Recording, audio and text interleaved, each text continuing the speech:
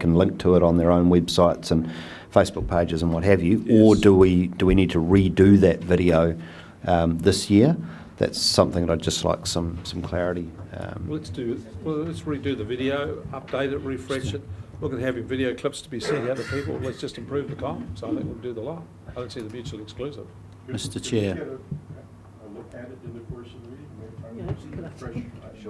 Mr. Chair. We can probably pull it up there, Mr. Chair. fairly instantaneously. Councillor Curtin. Sort of like Gone with the Wind. It has. Well, it was great. It was a great video, and it got an initial some really positive feedback. But what we didn't do is we didn't keep promoting it through the year. Councillor Curtin. Thank you, Mr. Chair. I just want to follow up on some of the very sage advice and contribution that you have made this morning. You've got 20 minutes. And I'd like to make this comment, Mr. Chair, that the content, the video or the release is the easy part. And what I'm wanting to know from the respective representatives around this table is there a willingness and desire to go the next step, and keeping in mind that each entity has a mandate from a significant number of constituents. And so the point is there a willingness and desire to be engaged with our own communications people to receive that information, the content, the video or the release, and distribute that through their networks in a coherent sort of way. Now that may need it's not a matter of handing over your database, it's a matter of coordinating that database and having the appropriate person in your respective entity taking some responsibility for it. So that's my question. And this organisation as a whole, Regional Council, needs to grasp the nettle in its communications to recognise that we need to go one-on-one, that is to communicate directly with as many constituents as possible, and that needs a bit of technical support to do. Is there a desire amongst our representatives here to address this communication issue through that sort of coherent plan? Well, I think it's a bit of an ask to put that question on people here directly and get the answer today. But I think it's a legitimate question. I put it slightly differently. I think that when the Tangata Whenua reps meet as Tangata Whenua reps, I think this is a topic that they could have for discussion with our comms team as to what we could do to bring the next step forward. So if we are to tailor-make comms for LNGs for their Facebook pages and so on, then they, before this meeting, they should have a discussion with the team and say what is it we would like, what would we want to have, how we want it delivered. So come along and then have a plan of what we could do to improve the communications. I think this would need 2 or 3 more conversations before we come to the answer your question. But it's a question we'd like to have an answer with, but not today. Does that help? I'll put, Mr. Chair. So Chair, in summation, I'm taking it that you'd like a further report back on a revised package of activity here, yep. And we'll provide that to the next meeting. Yep. We have the video right here. If hallelujah, everybody stand. Rex Graham is on the screen. Like to. The Regional Planning Committee at Hawke's Bay Regional Council finished its 4th year in 2016, working through new rules and changes to plans to manage the region's natural resources. The committee made progress on the Hiratonga and Ahuriri plan change, made oil and gas recommendations, changes to legislation, along with a focus to ensure the long-term quality of Hawke's Bay's natural surroundings. The Regional Planning Committee was set up as a result of an Act of Parliament, and the intent was to allow Māori more of an influence in terms of inputting into resource management, planning and policies. Because it's associated with treaty claim settlements, there's been some staggered development because some of the treaty settlement groups are still coming on board. The intent is that there's a 50-50 representation of tangata whenua and councillors, and it is in an attempt to reflect the treaty partnership concept. So the RPC is relatively new, and we have quite a workload, and certainly as we head into the plan changes, the RPC will be crucial in delivering the needs of the region going forward. RPC is about partnership. As long as we stick to the principles of partnership, we will succeed in the end. My job here is to help further the relationship between tangata whenua and local council, and to bring a new variety of ideas of how we look at through a te reo Māori's perspective into Hawke's Bay, as I believe our people have reserved that right to sit there as through our grievances through settlement claims, but from there onwards we are moving forward with potential development here in Hawke's Bay and helping the better outcome of our people in Hawke's Bay. One of the highlights for me of this past year was a presentation by the hapu of the Tutaikuri River, who brought their river management plan to the Regional Planning Committee. It was awesome to see tangata whenua bringing their aspirations as well as their concerns and highlighting the issues and bringing it directly to council members and tangata whenua members to consider. So the next steps and the test of it will be what we do in response now. It's an awesome initiative. I'd like to see more of our hapu and iwi doing that. So I regard the RPC committee as hugely important going forward, because one of the big challenges that we have in the future in Hawke's Bay is our relationship with tangata whenua. We have got to get that right, and we've got to embrace that approach if we're going to be successful as a region. So we need to get the message out there that actually we're doing some good stuff. We're doing things on behalf of the whole region. Our challenge is making sure that we get the best out of the engagement going forward. The responsibilities for the Regional Planning Committee are increasing as ways to manage water, land, air and coastal areas come under even more pressure and public analysis. The transition from treaty settlement claimants to new entities, the changing climate and tensions to manage land well add challenging dimensions to the role of the committee and pave the way for interesting years ahead. Well, you've convinced me. It needs refreshing. Okay.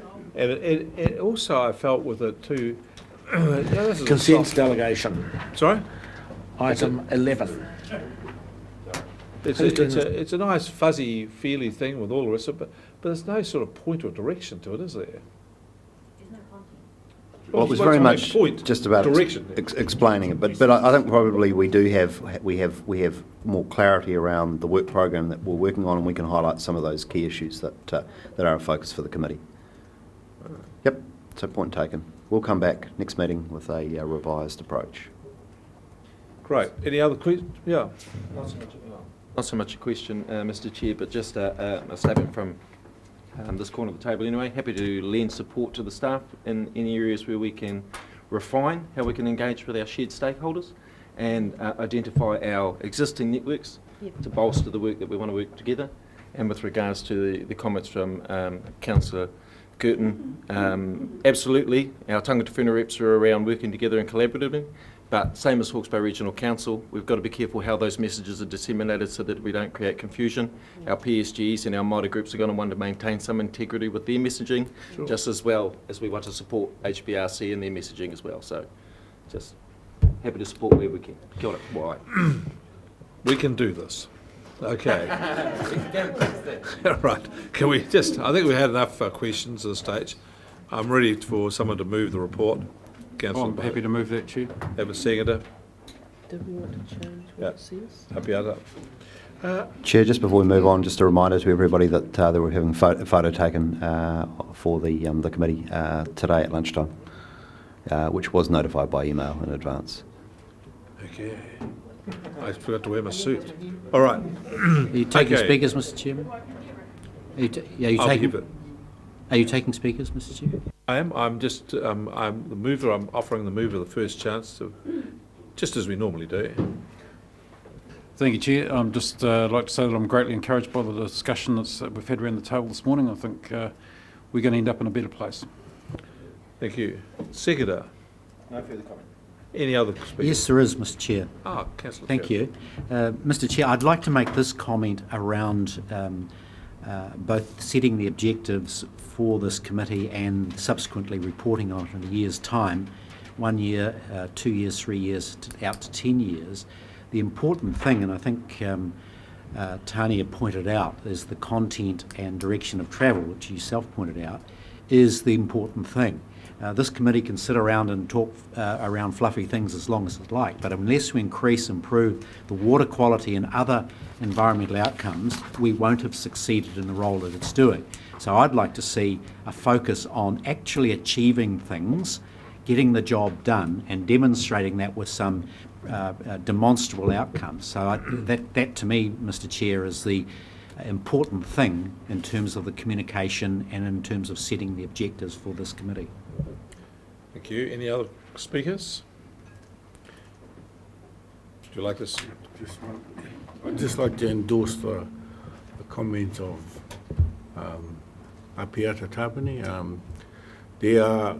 I think we need to get our messages strategic so that, one, we're not over-promising what we can achieve, because in some ways, in being on this committee, I feel personally compromised about some of the activities that we are not performing on. And the other issue is, like, I'll give an example. The other issue of being compromised is now we've got the issue of the water conservation order, where you have one of our hapu that is a party to that, and we have to sit around here as members on this committee supporting another position. So, and I have raised the question is, why did that hapu lose confidence in the regional council and go the other way? You know, so we've got a bit of work to do. Sure. All right, I'll put the question. All those in favour will say aye. The report be done. Contrary, no. Carried. We move now on to the item 7, and Co-Chair Toru has led us in here very well on the conservation order. I'll hand over Thank you, Chair. I will ask Marianne Baker to speak to this one.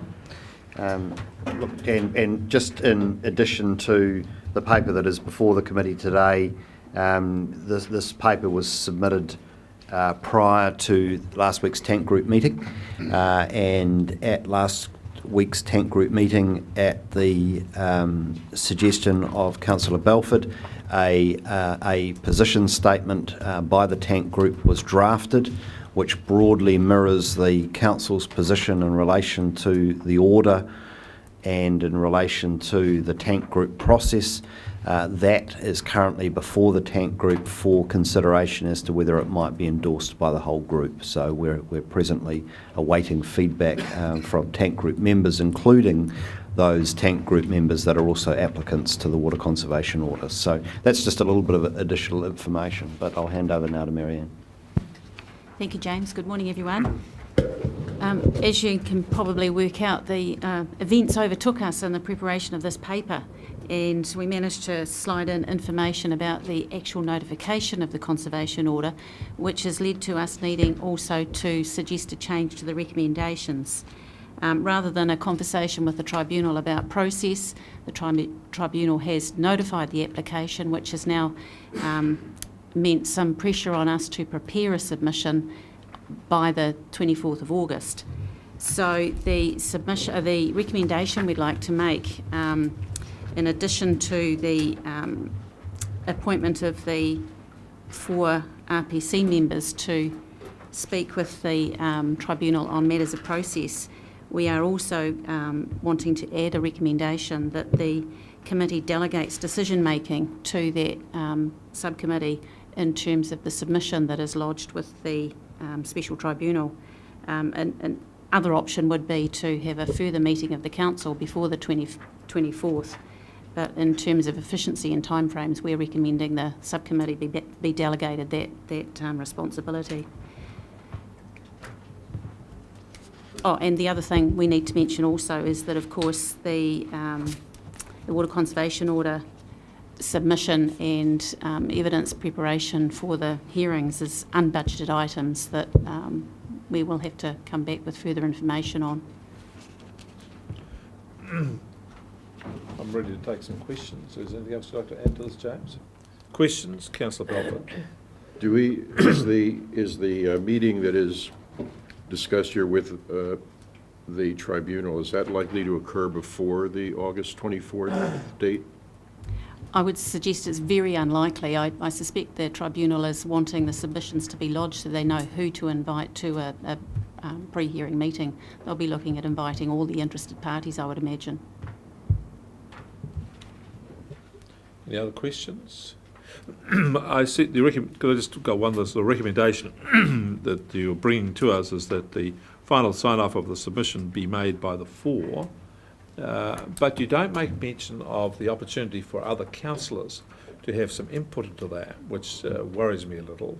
And I would have thought a recommendation which said that draft submissions will be circulated, responses invited, but the final conclusion of it will be made by the 4. Now, I'd feel a little more comfortable about that. I'm not that keen on sending it off to a star chamber of 4 to make the final decision without oversight.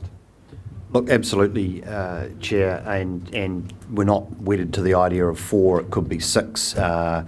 It was just simply what's a smaller and effective group that could make a decision relatively quickly. No problem with circulating a draft for comment by round robin. We're just very mindful of the fact that this is sort of going to be a 4-week process from here. There's going to be an enormous amount of work to be done by our science folk, our planning folk, our consenting folk within the organisation. This is going to be a major undertaking over the next 4 weeks, and therefore things will come late and be very pressured. So we just need to give that forewarning at this point in time. Chair, if I could perhaps just add briefly to it. So in terms of process, what we're endeavouring to do is we've got limited timeframes, and we're proposing to put forward a submission that is reasonably general in its content, but sufficient to allow us to engage in the tribunal process once it gets up and running. So it's unlikely that we'll be producing a lot of detailed technical evidence early up, but we want to put forward a submission that allows us to engage where and how we see we need to in the tribunal once it's formally convened and starts its work. The other point is that we would need access to the people in the subcommittee in regular workshops and discussions as we work up the submission. We would want to be able to connect with people and have face-to-face dialogue over the next 4 weeks as we build up to the preparation of a draft, which, as the Chief Executive suggested, is very easily circulated by round robin, and then we'll then convene a special meeting of that subcommittee to make the final decision and recommendation of approval of the submission. So that's the process that we're proposing to run. Well, it's not quite what I heard before. Councillor Dick.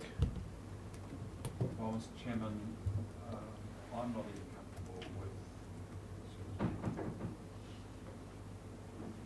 the process that's been outlined.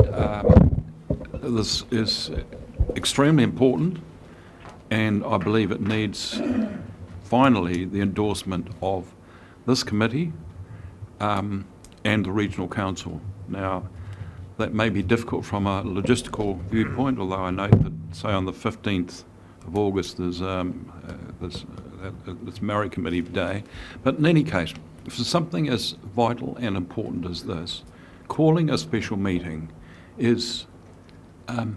should not be an issue.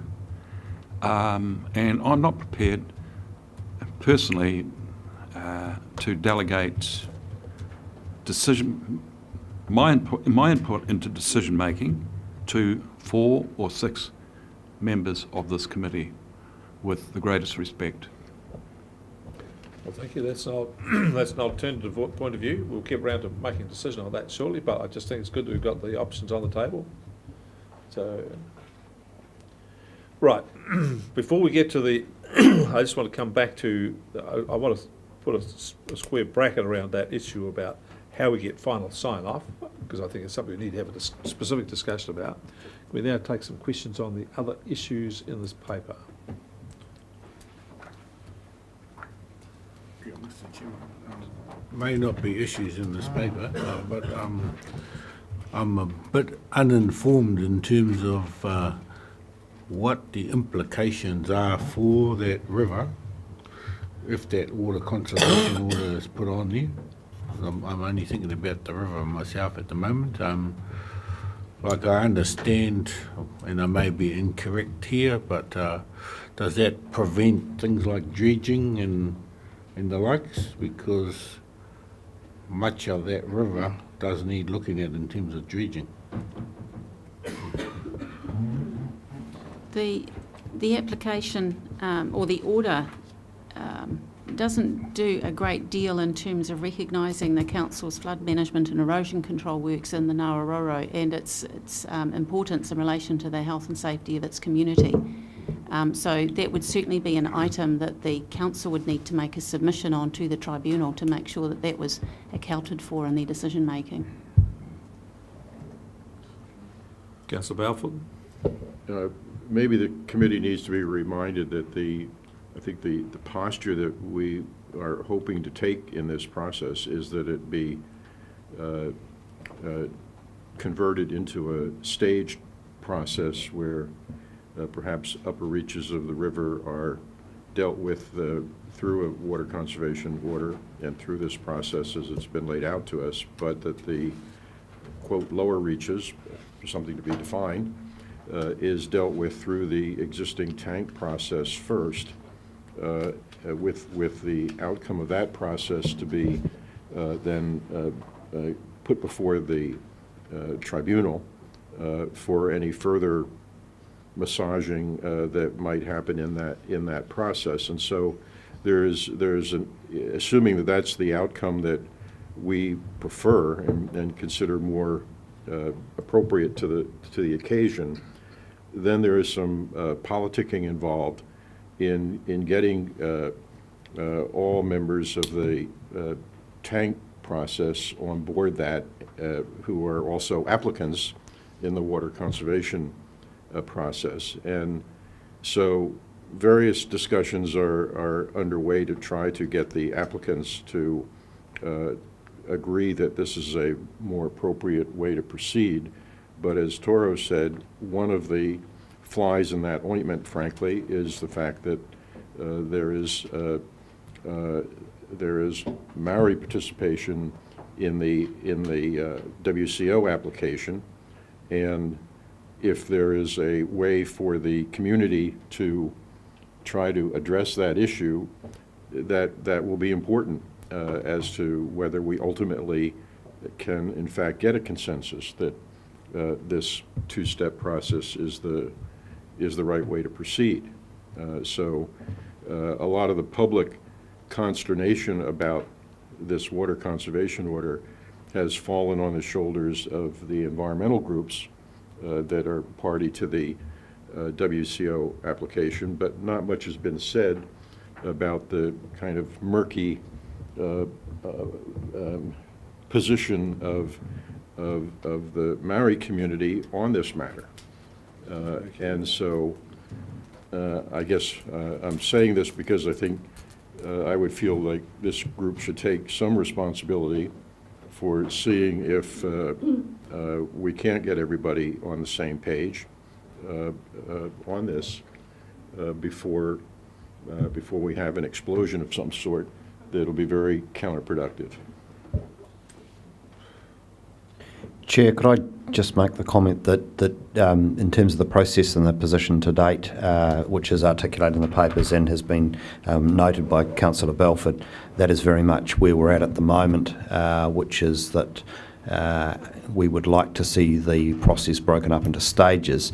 The key question for the committee in the next 4 weeks is whether or not our submission simply remains on that process front, or whether or not we want to take a substantive position in relation to any aspect of the order in the event that that appeal for a better process, if you like, is declined by the tribunal, and we find ourselves in a position whereby the Regional Council and the Regional Planning Committee are expected by a range of stakeholders to have a position on, for example, whether or not it's appropriate that the minimum low flow at Fern Hill be increased by 80-odd%, or that there is an outstanding value that needs protecting in the Clive River, for example, or whether we would just remain silent on those matters, focus on process and leave that to the other parties. So that is a key issue for us to work through, and there are pros and cons either way.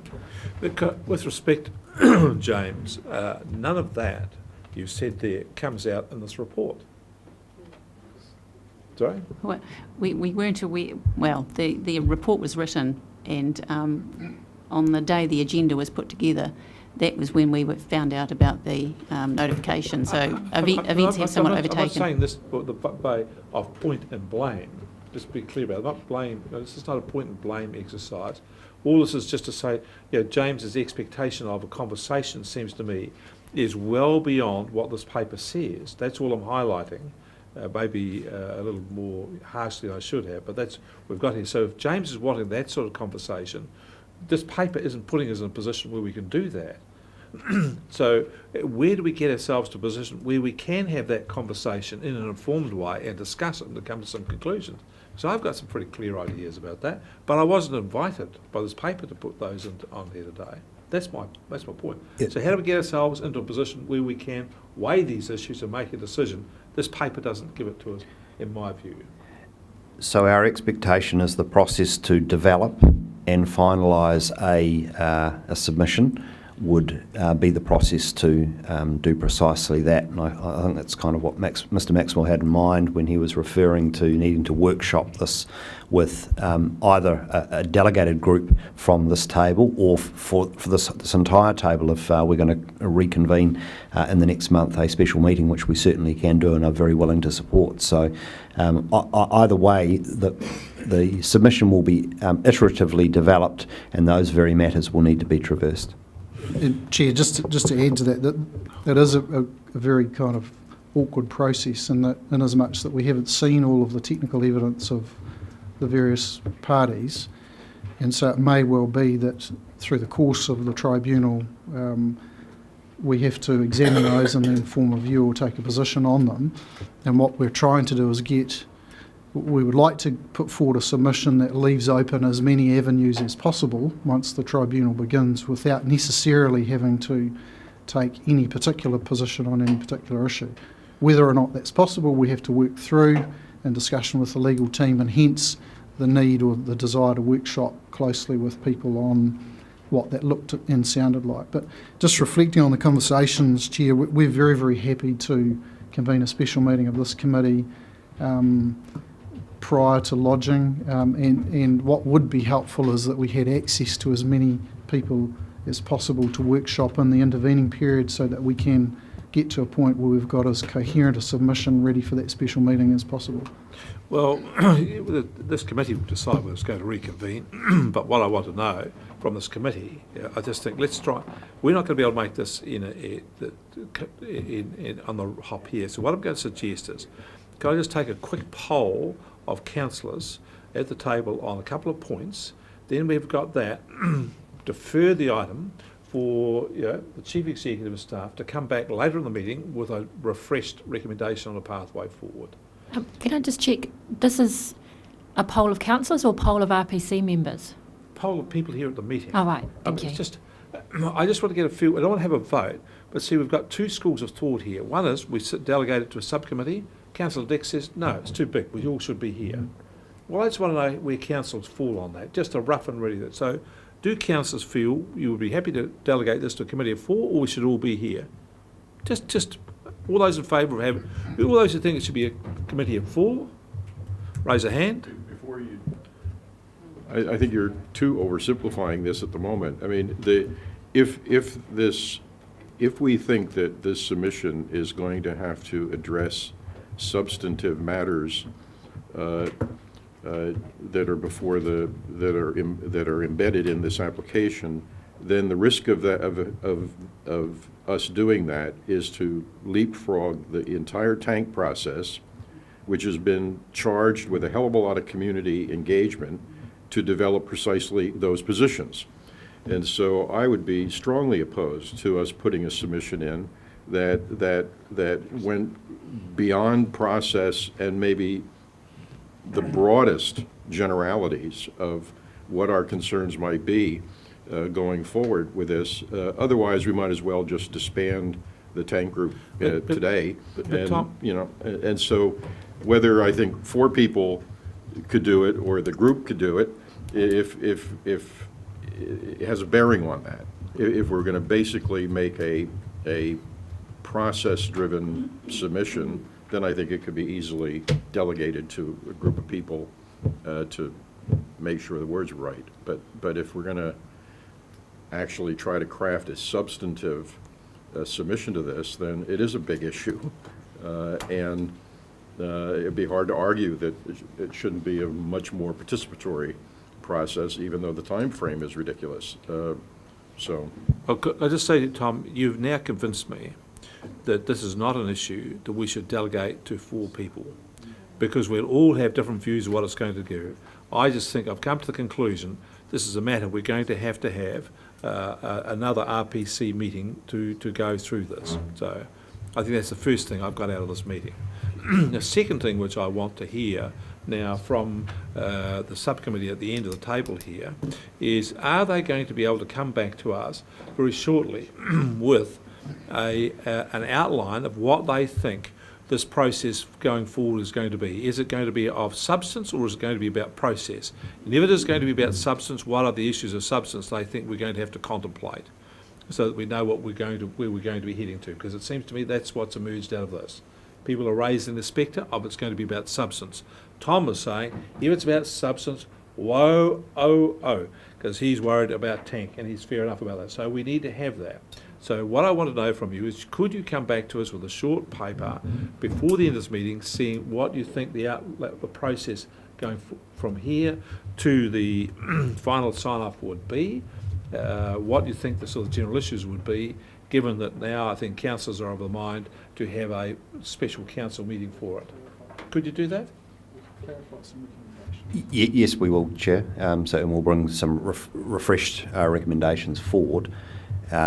If I just could comment on the issue raised by Councillor Bailey, our concern about preserving the integrity of the tank group process and the decision making by this committee going forward has been paramount all the way along, which is why we are disinclined to make a substantive submission, but we just need to all be clearly aware that if we don't make a substantive decision, that we will live with whatever decision gets made by the tribunal, if you like. So that's just there's a risk around that, obviously, if it ends up being a decision that is not agreed to or supported by this council or this committee.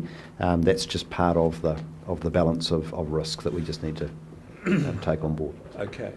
So, Alan? Yeah, Mr. Chairman, I think it's important that that both approaches are given serious consideration, because the thing that we don't want to happen is that our opponents in this matter, and I've got to call them that,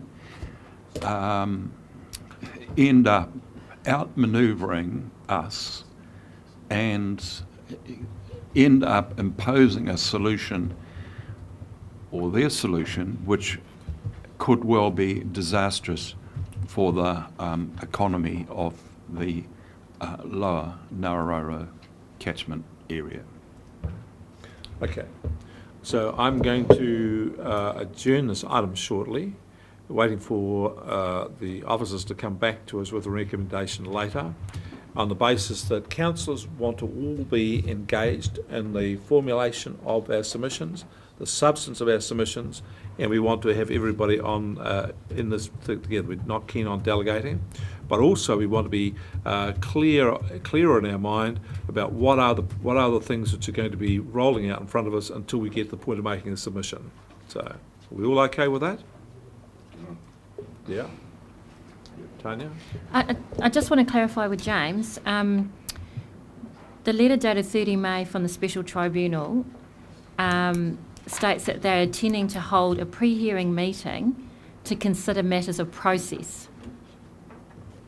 So the recommendation was about selecting several people to deal with preparing submissions for the pre-hearing, dealing with process. Or am I missing No. that we've got some later correspondence? So what's happened subsequently, and it's not correspondence, it's the calling of submissions and the formal notification of the order. So when we received this on the 30th of May, we were hopeful that what this could be interpreted to mean is that we were going to get invited to a pre-hearing before the notification of the application. And in the event that never happened, and then notification of the application happened. So now, as we understand it, the pre-hearing is going to occur after submissions are lodged.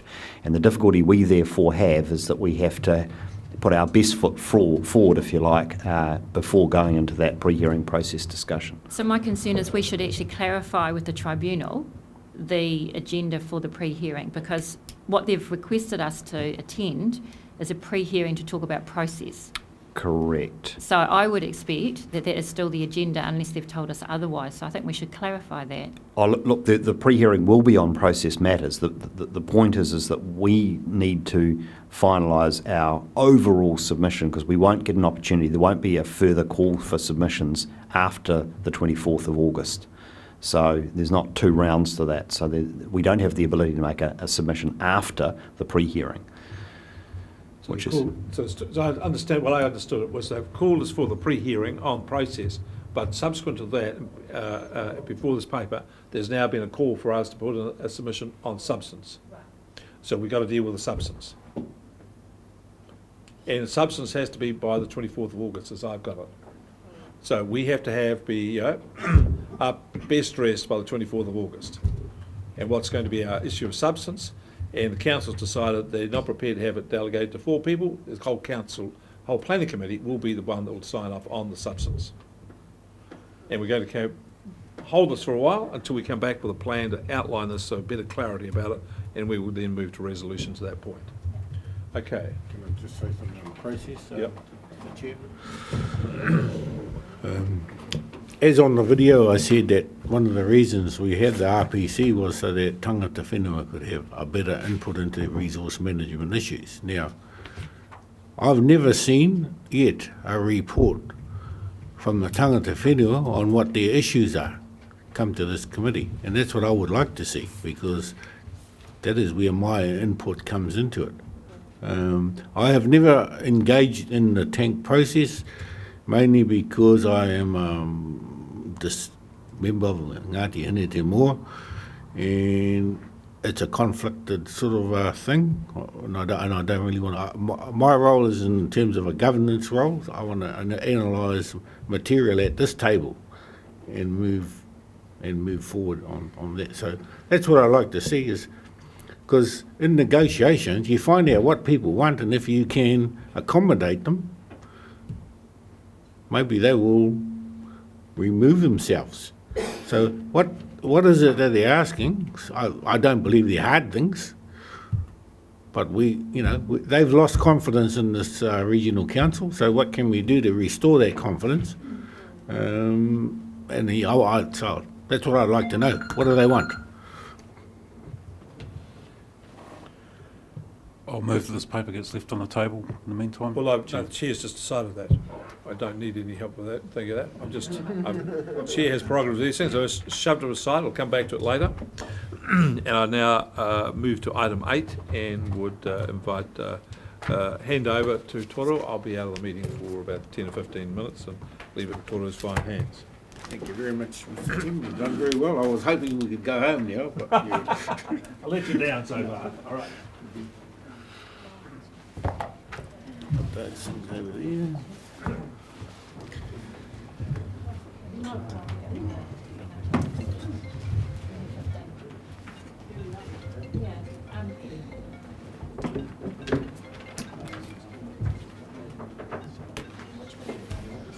We do the appointments to the hearing.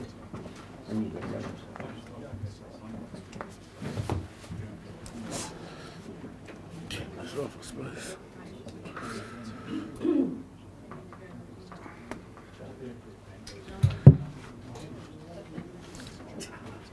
Okay, so we're on item 8, and can I ask Rick to give a bit of a report in terms of the tangata whenua appointments? discussion yesterday about the appointment panel, the hearing panel. Ricky, could we ask you to speak into the microphone just because it's being recorded? So just following our Tangata Whenua reps who were yesterday, we discussed the appointments to the various committees, and the names we'd like to nominate for the hearings panel is Toro, Corporate and Strategy is Toro, Environment and Services panel committee is Peter Paku, and the Biosecurity Working Party is Api and Nikki, with the option of co-opting someone else from one of the external to the Tangata Whenua reps on the committee to support those two on that committee as well. Ricky, can you just read those one more time, please? Yep. So the hearings panel is Toro. Yep. Corporate and Strategy is Toro.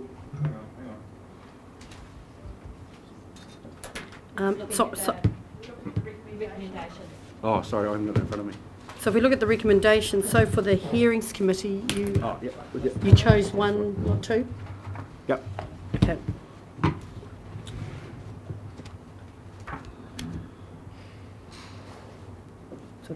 So 2.2 is confirming Toro. As I understand, there's one from the Māori committee and Māori Standing Committee and one from the Tangata Whenua reps. No, I followed that up with Leanne, and it's actually two from, there are actually a total of 4 Tangata Whenua reps. Oh, okay. So it's 2 from each committee, so whether or not you'd like to get back to us We'll have on to come that back as to well. on the second one. Yep, in that thank case. you.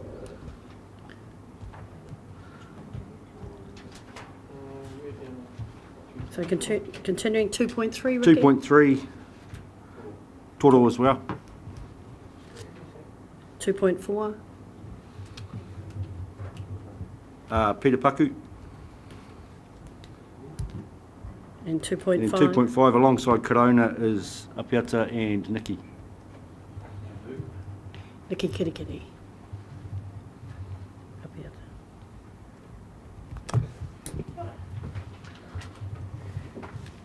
Thank you very much. I'll work with you all again.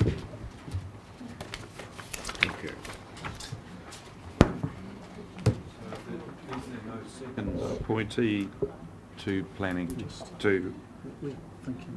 We'll come back to you on that one, Councillor, through the chair. Our understanding was there's only one. There was one from here and one from the Māori Standing Committee, not 2 from each. So we've only nominated one at this stage. We have to come back with the second nomination. You also mentioned with an alternative on the representatives on the Biosecurity Working Party. You had with the ability to co-opt someone on. It was really a support person for those two being on that committee, but bringing someone else to support them as a technical advisor in the background, I guess. Yeah, our rationale is that councillors, they have technical advisors to guide their decisions, and generally these technical advisors are people who are informed on the issues. One of the things we struggled with in our meetings yesterday was everyone's so busy, and it's very hard to get volunteers to get all these committees.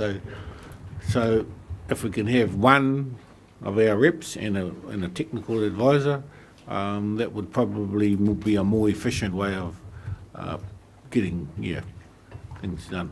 Yeah, thank you, Chair. Whilst I haven't got any problems with that per se, but I'm just wondering, James, through you, Chair, is that an issue with the way that the Biosecurity Working Party is set up? Is there any like standing orders or how that committee is or that working party set up? Is there any issues with that? Do we have to change the rules or something like that to make that happen? To have less than 3? Well, to have a technical advisor come and sit on that party. No, look, I don't believe so. I think that should be fine. I mean, the Biosecurity Working Party is very much in our gift, I think, in terms of reference and what have you. So that should be fine. Okay. So can someone move that those appointments be recognised? We haven't got a quorum to move we need 15 to move, so we'll have to wait till. So shall we go? returns. Okay. So we will leave that matter, and when... Oh, you're right. 40, 14, and then 80% of that. Yeah. Okay. You can move it? Yeah, we can move it, so can I have someone move that? Liz and Councillor Bailey, okay. Anyone want to discuss things further? All in favour? Thank you. So I've been asked to reshuffle things around a bit, so can we go to item 10? Sorry, Chair. Look, I don't believe we do have a quorum. Mr. Mohi's not a voting committee member at the moment, so we have 2, 4, 6, 8, 10. We have 12, so we are short. So, Chair, can I suggest that we hold decisions until we get a quorum back with Councillor Belford and Councillor Barker returning, and we could move on to the presentation from Mr. Conway. Okay, so we'll move to item 10, and apparently that will inform us, and then we can go to item 9. So welcome.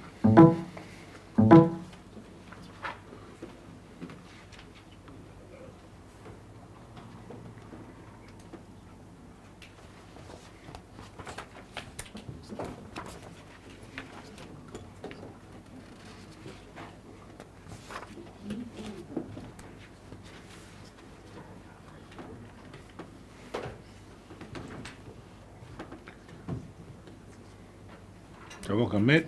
Man, it's all in your hands. Kia ora, thank you. Well, a wee bit of a change of tack. I've got some handouts here, copies of my presentation, hopefully to mitigate the number of notes you'll need to take if you're of the note-taking preference. Essentially, my brief for today has been to talk through key parts of the recent Resource Management Act amendments that may be of interest to the committee in terms of its role in the region. So the presentation you've got there is a reasonably ambitious set of material to get through in an hour, but I'll do my best.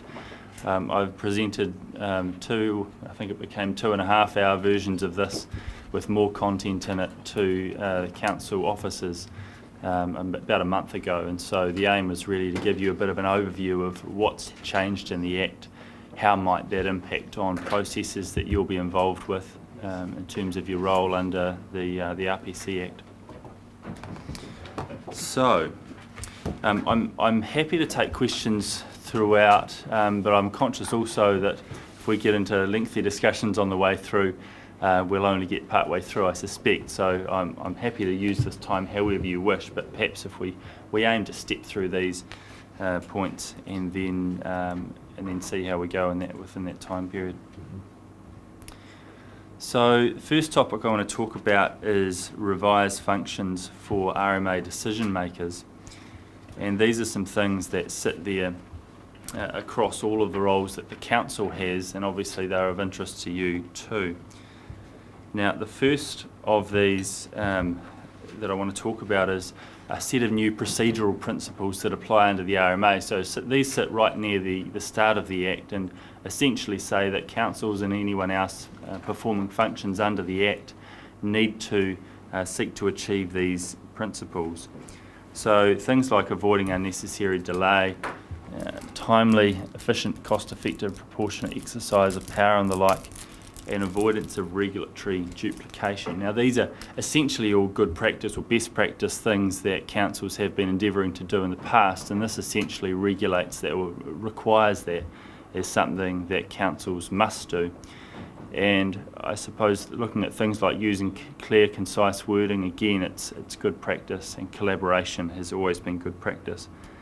A couple of things, and even just picking up on the question of delegations and subcommittees and the like, one of the things that has been, I think will be a focus as a result of these requirements is the need to ensure that authority for decision making is delegated to an appropriate level so that bodies can be more efficient. And so there's always a tension there about who should have the input into a decision and who should have the final say, and that'll continue to be a tension, but you're being pushed here to try and be as efficient as you can.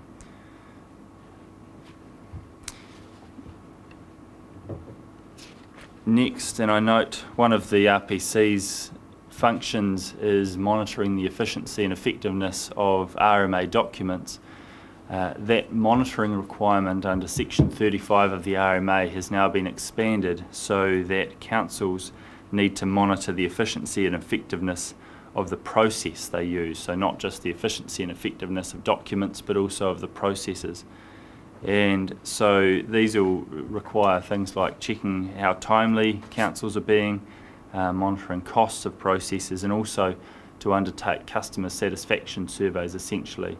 And I note from the Chief Executive's comment earlier that there's been a recent survey of people in the region, and I imagine surveys may well form part of this going forward, just to see, well, how do people feel councils and its other bodies are going. Another component you may be aware of is the addition within Section 6, which is matters of national importance, of a new matter, which is the management of significant risks from natural hazards. This is one of those changes to the Act that I suspect has been needed for quite some time, in that councils have already been seeking to manage natural hazards. It's been something that's on the radar, particularly thinking about areas in this region where there's coastal hazard challenges.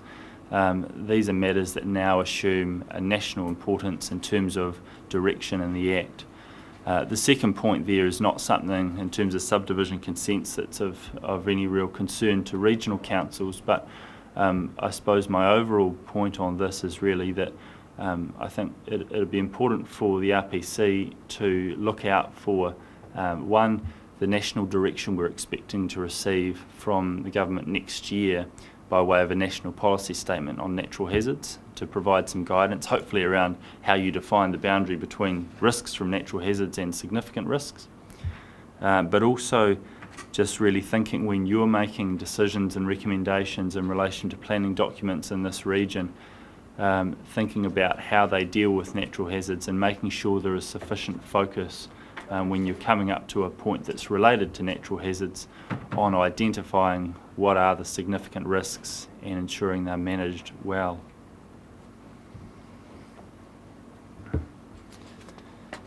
Next, there was some publicity reasonably recently about the new national policy statement on urban development capacity, which has functions that regional councils need to undertake. This change here to the functions of regional councils is simply to go alongside that change or that new national policy statement, so that councils actually have the function to do what they're being asked to do under the NPS. And as I've noted there, really it's the goal is, or the function is, to ensure there is sufficient residential and business development capacity to meet short, medium and long-term demand. There are already some of the requirements under the national policy statement that have taken effect, and council officers will be working with the territorial authorities in the region to ensure that there is monitoring going on that feeds into discussions about well, are we enabling enough development within the region and within urban areas in particular. Another topic that's had some, I suppose, some public interest is the question of hazardous substances. Now, there's always been this tension and disagreement actually between different agencies about who's responsible for managing hazardous substances, and it was perhaps not helped by council functions under sections 30 and 31 talking about hazardous substances. That express function has now been removed so that councils are no longer directed to manage hazardous substances.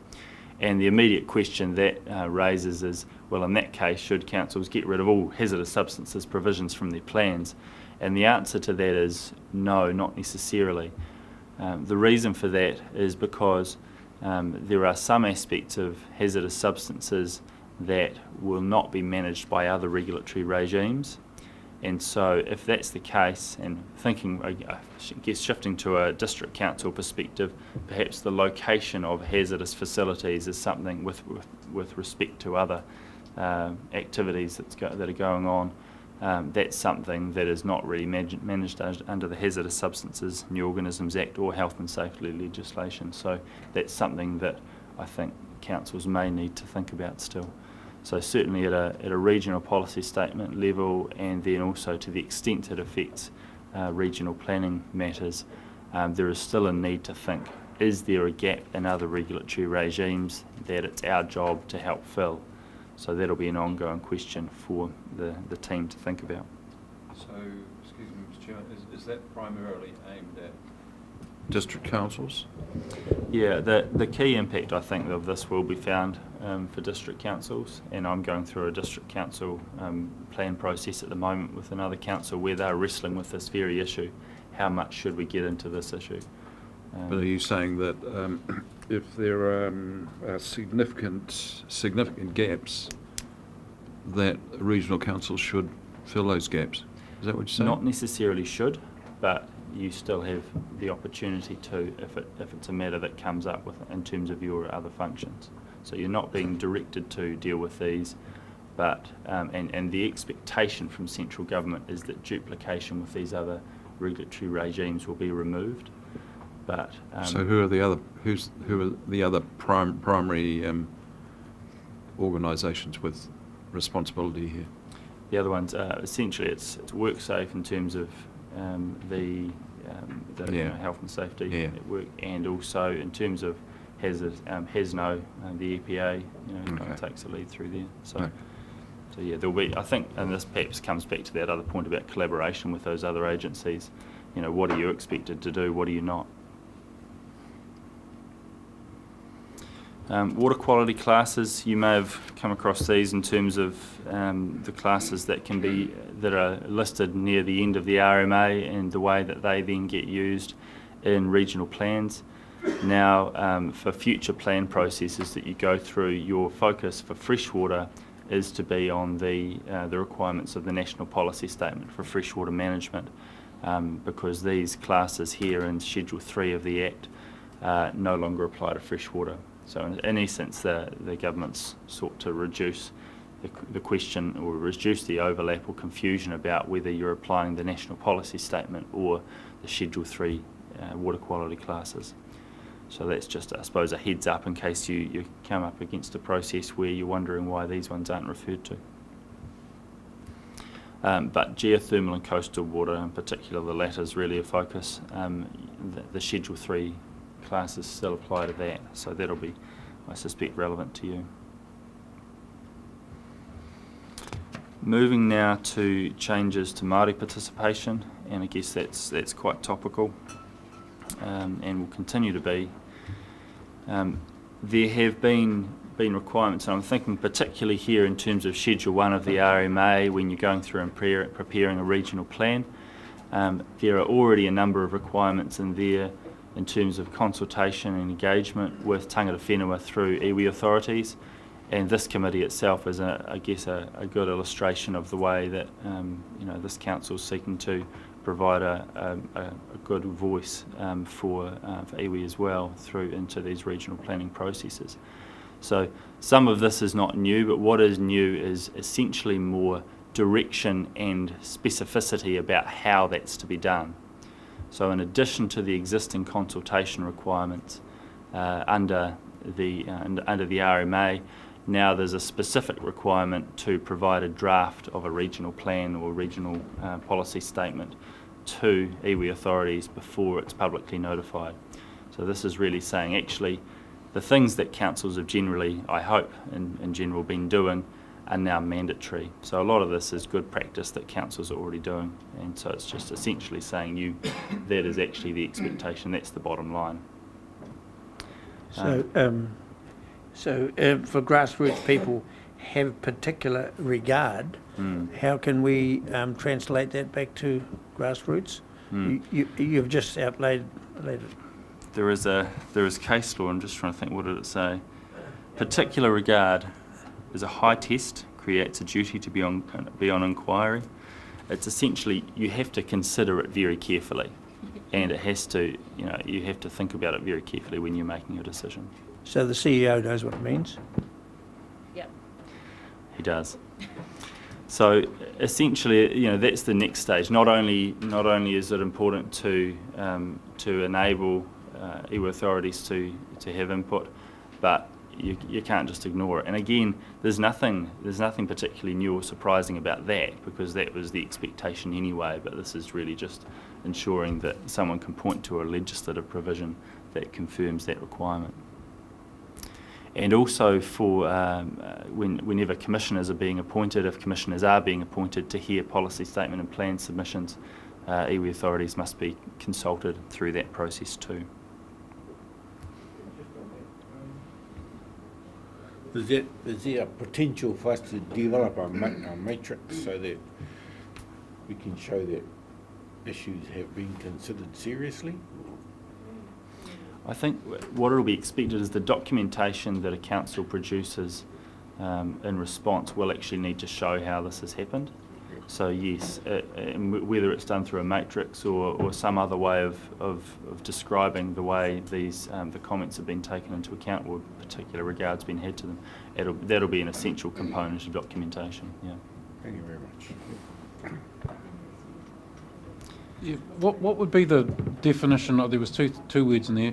One was the definition of what is an iwi authority, and the other one is what does, in the final bullet point down there, is consult. So what does consult mean? An iwi authority is essentially the mandated body that speaks for a particular iwi.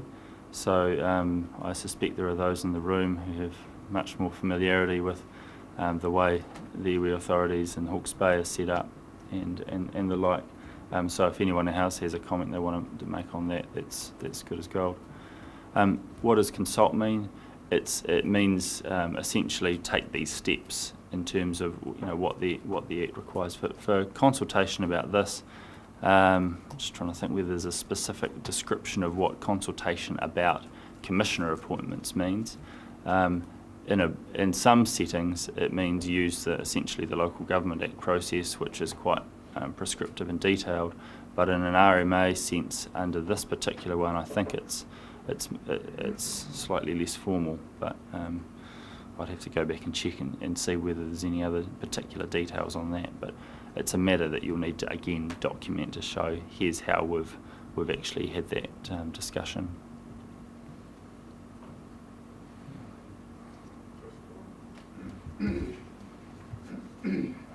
Councillor Bailey asked, is there some way we could get a bit more information on what this definition of iwi authority is for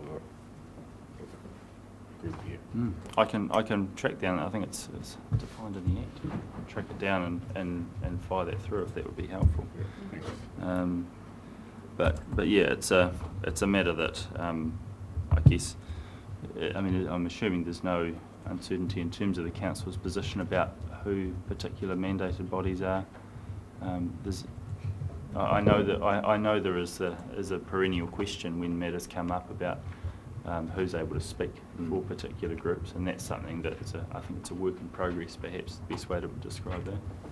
When I think the provisions were first drafted into the Resource Management Act, the reference was across to the fisheries settlement, iwi in particular. Obviously, the time's moved on. There is ambiguity, Mr. Conway, in spatial extent and the nature of interest around the margins. It was the issue that Mrs. Hopkins was saying earlier on in relation to overlapping claims of interest.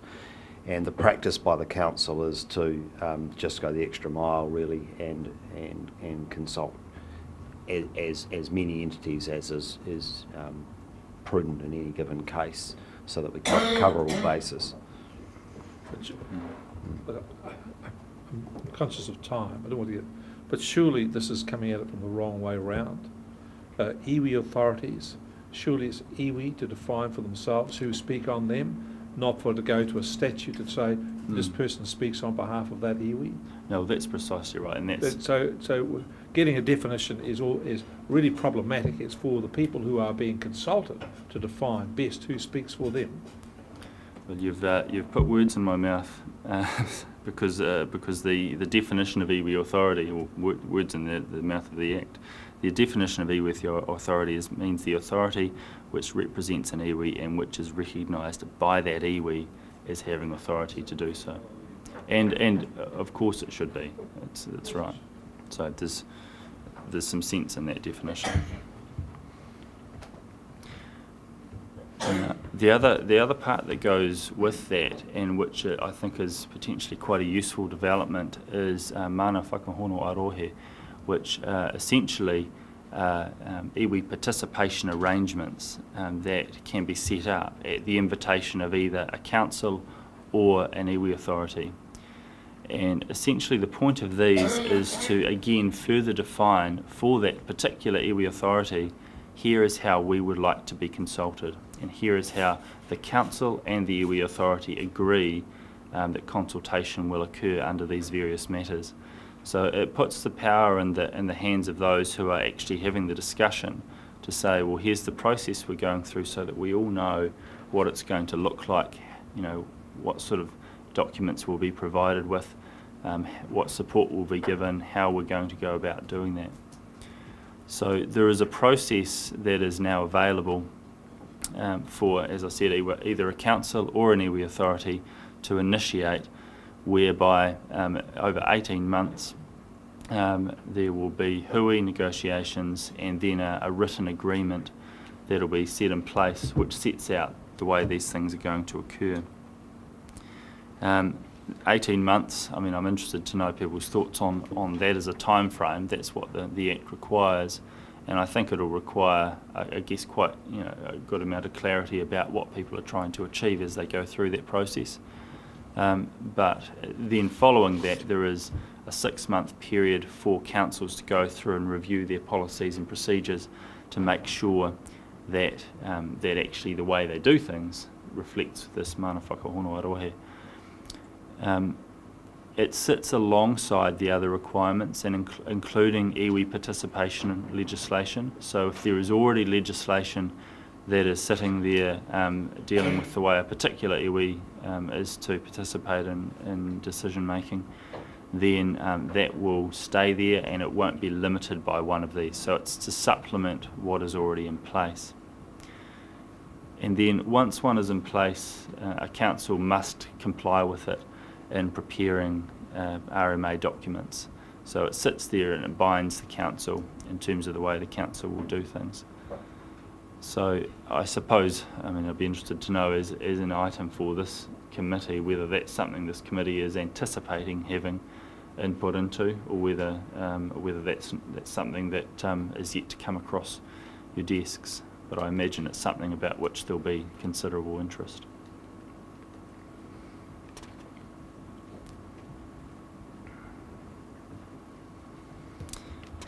Turning now to, from consultation to the ways in which the RMA says you prepare a planning document. The first thing that is new now is, instead of requiring public notification and submissions from anyone who's interested on a planning document, the Act now allows limited notification of plan changes. And this is one where if you can identify a specific set of people who are impacted by the plan change, and you can confirm that it's just those people, then you can just directly notify those people rather than opening it up for wider submissions. My suspicion is that this is likely to be used where plan changes are quite discrete and site-specific, and probably don't involve the use of a public resource. Because if you think about waterways and the like, it will be very difficult to identify a specific set of people as the only ones impacted. Or coastal resources are the other one. Anywhere where the public is likely to be, there is likely to be a need for wider notification. And in terms of risk management, I think that would be quite sensible to ensure that you're not limiting it down to a group, and then you end up with judicial review by someone else who says they're impacted.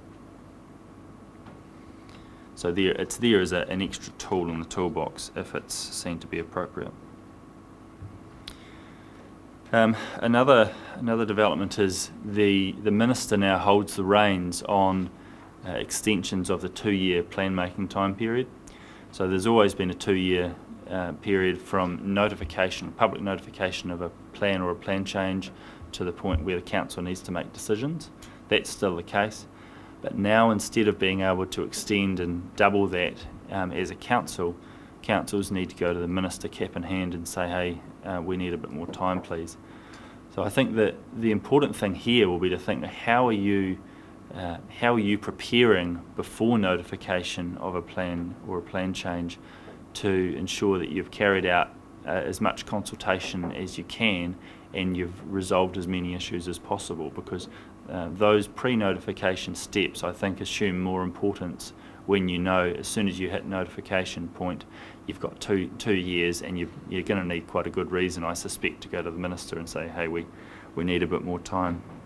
And I know that I guess the team on the next agenda item is going to be talking about plan change processes here, but I know that a lot of work does routinely, and in particular in Tank, has gone into consultation and collaboration before notification, and I think that's important, particularly in light of this.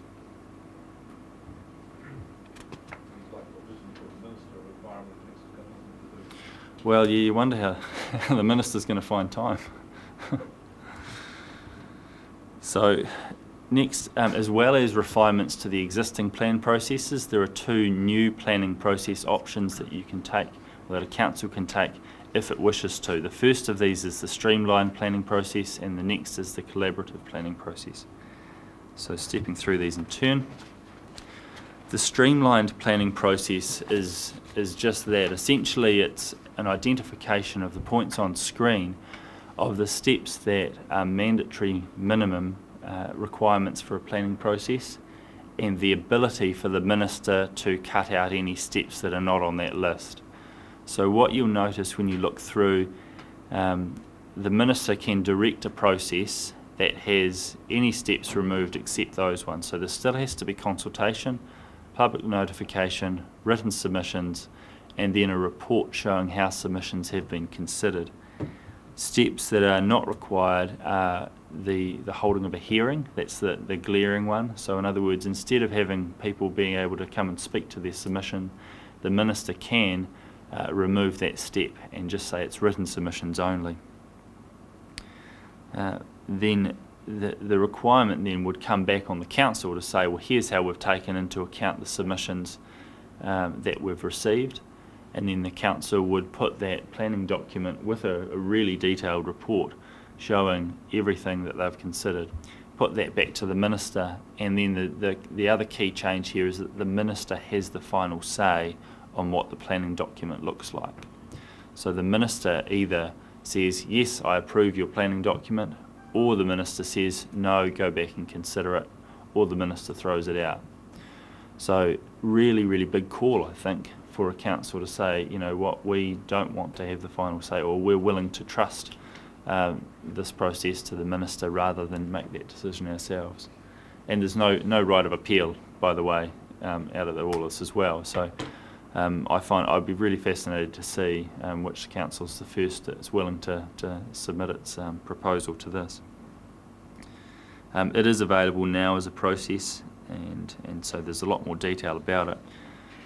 The other things that I just wanted to step through and say, well, these, and comment on whether the criteria that you've got to satisfy at least one of if you wish to submit a proposal to the Minister under this process. And perhaps rather than talk through them in detail, you can get a flavour of it by looking at the words I've put in bold. So if it's about national direction, if there's urgency, if there's significant community need, or you've got an existing plan that's raised unintended consequences, which are potentially quite broad, and it might allow for some changes that you previously wanted to make using the minor corrections provisions, but it's not a minor correction. Maybe you'd say to the Minister, hey, we need to fix this up, it's not going to be minor, but it's important, and it's probably not important to have a really lengthy process for this, because people should be okay with it. James, is that what we'll be looking at with Plan Change 6? Yes, it is a possibility. So that's part of what we would propose to provide advice back to this committee on following the next paper. Thank you. So there are some points to just consider, and you will have to consider and get over one of those if the council decides it wants to go down that track.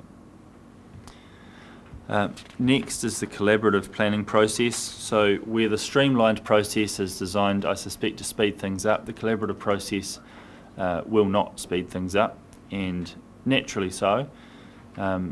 And I know that you've got some experience of collaboration here, and the experience that you've got and that others have got, I'm thinking Waikato in particular, is that this process tends to be a lengthy one, tends to be costly, but if the collaborative group can work well together, then you'll make progress. Now, to distinguish what I'm about to talk through from the process you have been going through and the one that Waikato went through, you have always been able to collaborate, and you've always been able to consult and set up groups that will lead to the notification of a plan change.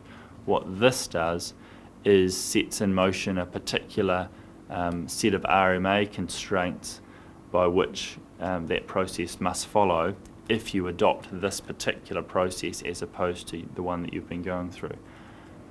What it means is that appeal rights are limited. So if you opt for this type of collaborative process, then you get to the end of the process and there's a limitation on appeal rights. So the aim is to get an outcome that will stick, and then to make sure it sticks by saying, well, you can only appeal if the council's decided to do something different from what the collaborative group says. So that's, as I say, that's distinct from talking a lot to the community, setting up your own groups and going through a normal Schedule 1 RMA process, which has always been available. So I think that's an important distinction. But if you were to go, did you want to, oh, sorry, is there a question at this point? I've never quite understood, does this process imply that if you sign on to the process and you get halfway down the track and you decide this is not going to have a happy ending for my interests, I can withdraw from the process so that I have not given up my right to appeal the eventual outcome? This one here is more constrained. This one you have to stay in the process. Once you've notified your intention to use this process, you have to stay in this process unless unless the collaborative panel or collaborative group fails, and I suppose there's questions about definition of that. But once you've set the wheels in motion, then unless there's some major challenge, you have to continue with it. Matt, I think the question It implies a huge degree of trust in the process on day one. Yes, it does, although I think the councillor's question was in relation to the community participants, not the council's commitment. Right. So that, right. Are you able to explain the difference between the participants in the process and those that choose not to be part of the collaborative process? Mm. Do they still retain their rights? I'd have to, it's really a detailed set of provisions about it. Once the collaborative group is appointed, the expectation is that that group will continue together and will work under its terms of reference. Off the top of my head, I'm not sure what happens if one of those particular participants says they want to pull out, but I can see how that's potentially quite a challenging situation to be in. Perhaps I can have a wee quick look at that and send some info through officers if that would assist. Yeah. Well, if they don't join, then they simply wouldn't be part of that process, and they would have input through through essentially the submissions to the review panel instead. They don't retain any appeal rights. The appeal rights go for everybody, as I understand it, which is essentially about incentivising people to join the collaborative process, because if you're not part of the process, well, you're not going to be able to appeal the end point. Yes, you can make a submission at the end point, and obviously the incentive to stay with the process is that much greater. So this was very much designed to make collaboration work, because of the observation that people tend to have a buck each way. And as the committee might recall, we have previously discussed when this was in draft stage of legislation whether or not this might apply to the tank process. And the view or the advice at that time was that this would be retrospectively applying some constraints on the tank process that people didn't necessarily sign up to at the front end. So not really viable to impose on the tank group. However, I guess if the tank group collectively wanted this to be invoked, that would potentially be an option to consider, although you'd also have to note there were other participants in the community or parties in the community that wouldn't have had an opportunity to be consulted on that question as well. So it's a very, very, very difficult set of provisions to make work. Yeah, so it's I think that's a very good summary. Can I just ask a question? So in terms of the Regional Planning Committee, if we were to adopt a collaborative planning process as set out here, there would be no input for the Regional Planning Committee once that process had started? The Regional Planning Committee could be a participant in a similar sort of way as we've got RPC members having input into the tank process, if you like. But the RPC would still be the final decision maker, I would envisage, in terms of the decision to notify the plan and to finalise the plan. So I don't think that would change. Yeah, I think that's right. And so the steps, I mean, what you're doing is you're giving over to the collaborative group the task of coming up with a consensus on what the plan should do. That then gets given back to the council, step whatever it is, 4 on that flow chart. The council then prepares the proposal. So I would imagine at that point the RPC would be. That's right. So I would read council as RPC in each of these cases. The only thing is that the ability to modify what had come from the collaborative process would be pretty limited. So the RPC would still be the decision maker with a recommendation to the council under our usual process, but the ability to modify what comes forward would be probably close to nil, I think. Well, that's right. And as soon as you start modifying, either at that stage or at the final stage where you're accepting or rejecting recommendations of the review panel, as soon as you depart from the collaborative group's consensus position, that's the point at which you open it up for appeals. So there's a strong incentive not to do that on the basis that, well, you've already had a cross-section of the community come up with this consensus, and you should stick with that, and it'll protect you from appeals, except for appeals on points of law. So, can I just check, is consensus 100%? Yeah, that's what they're aiming for. Yeah. I like that. That's better. It's looking better. Consensus means there is no objection. Yeah. So it says they've got to report to the council with consensus recommendations, and so that's what they've got to do. Now, I guess it would be strange to have terms of reference for that group that allowed something other than 100%, but consensus is not otherwise defined. So I would treat it as meaning 100%. So it's got to be a report of the group. So it either achieves that or it fails to. So. But if you think about it, no objection means that someone doesn't voice an objection, doesn't mean they don't have one. People don't necessarily have to vote for it. 100% is counting a vote.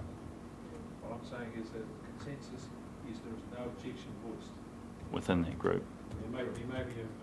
Maybe a participant who doesn't want to block consensus, which is the same thing. Yeah. No objection voiced. Yeah. So to draw to a concrete point, given the history here in Hawke's Bay in recent times, what this means is that 80% of the way into the process, or at the conclusion of the process, Fish and Game on the one hand, or Irrigation New Zealand on the other hand, could say, nope, we do not agree. This entire process is thereby nullified. One vote, right? Well, what it does is, and that may be one outcome, but the other alternative is just checking again these provisions. The collaborative group's report has got to identify the matters on which it did reach consensus and any matters on which it didn't.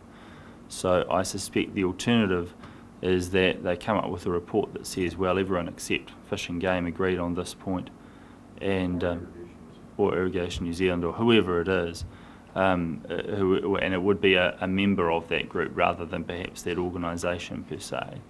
And so therefore that would be recorded in that report, and then at that point the council, the RPC, would have more flexibility to decide, well, we don't have a consensus recommendation, we're not constrained in the same way, we need to make a judgment call about what our planning outcome is that we're trying to achieve. So in that sense, the substantive work that has been undertaken still has value and can still be relied upon to make the final decision. That's right. That's right. So it's not the whole thing falling over necessarily, perhaps, is the answer. It's just that you haven't achieved the helpful consensus that you might have hoped for. What this illustrates, perhaps, is the need for careful thought about whether you actually want to go down this track. Now, these are considerations, and apology for the crammed slide, but this is essentially a summary of what the Act says you have to consider when you're deciding whether to use the collaborative process. And again, I don't plan to go through them in detail, but looking at really what is the issue we're dealing with, the resource management issue we're dealing with, and is this one where we can both get a group together who will be able to engage on it and work together on it, and we'll be able to support that group in order to have an effective collaborative planning process. And so, and the other thing, you'll note the last point there, if there's iwi participation legislation, you've got to ensure that you're considering whether that legislation can be accommodated within the planning process. You can, if you've started a process already, if you're reviewing a plan but you haven't yet notified your plan, you can switch to this process. There is a bit of extra procedure you have to go through in order to do that, but and that's something that you can consider in due course if that's something you need to go down, a track you need to go down.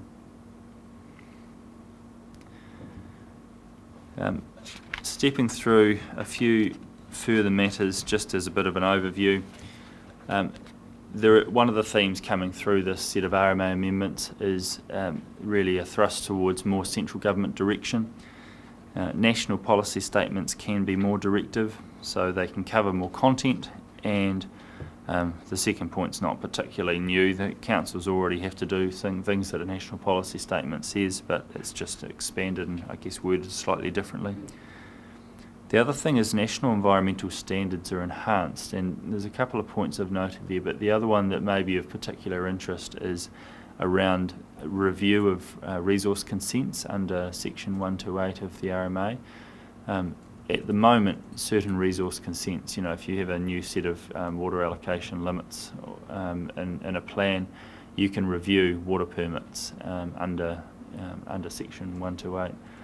What is now allowed is a national environmental standard might come out and say, well, actually, because this particular standard is in place and because that's going to affect land use consents that are regional councils granted, not just water permits or discharge permits, we can direct councils to review any of its regional consents, including land use consents, in order to essentially bring them up to a particular standard.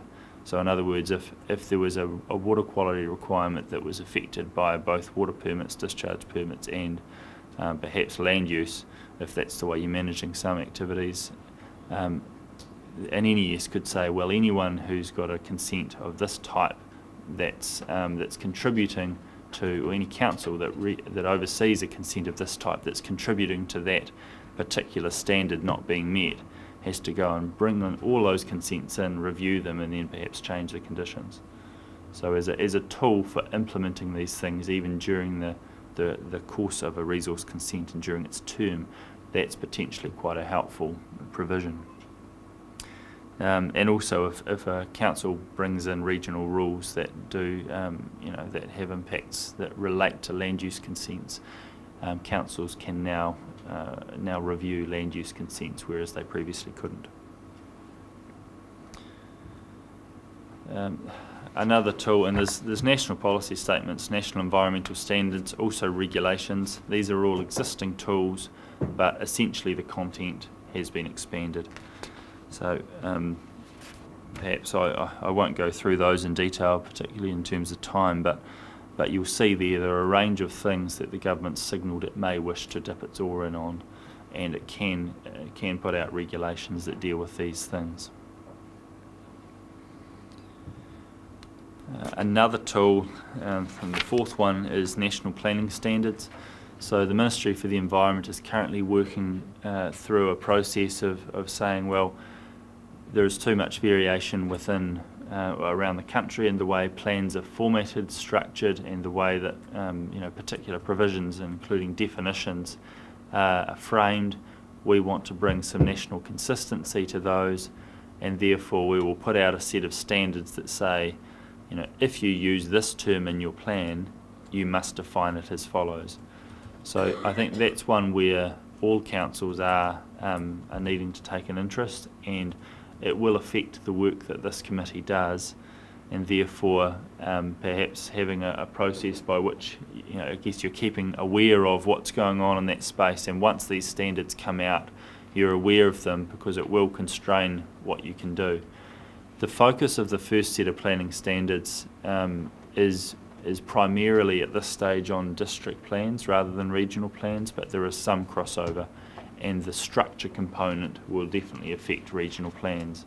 So watch that space. Just as a matter of disclosure, I'm on a working group of people who are providing comments back to the ministry as they go through that process. So I'm involved to the extent that I'm giving them some comment on what I think is working well and things to refine. So I'm interested to see the outcome of the process as much as anyone else is.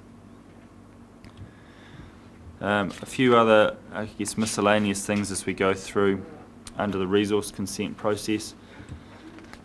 One of the topics that is of interest, particularly around the margins of what a regional plan or a district plan might require, is the ability for councils to deem certain activities as permitted. So if there's only a marginal or temporary non-compliance with rules and adverse effects are below a certain threshold, a council can give a certificate or a notice to the person saying, don't worry about applying for consent, yours is a permitted activity. So again, I think it's quite important thinking about the way you draft plan provisions, making sure that they have clear and crisp edges to what's permitted and what's not, so that it's easier for someone. I mean, you have to do that anyway in terms of permitted activities particularly, but there will be some wriggle room beyond that under this provision to allow some minor infringements. So just think about that when you're deciding what the boundaries are that you're setting. There's changes to the public notification test and the limited notification test. These are detailed. It's essentially putting into words a flowchart in the Act. So if you look at the old provisions, or the provisions as they are now, and then the provisions that will apply from October this year, they look very different. They're very much step by step, and so a council officer will need to work through those in quite close detail.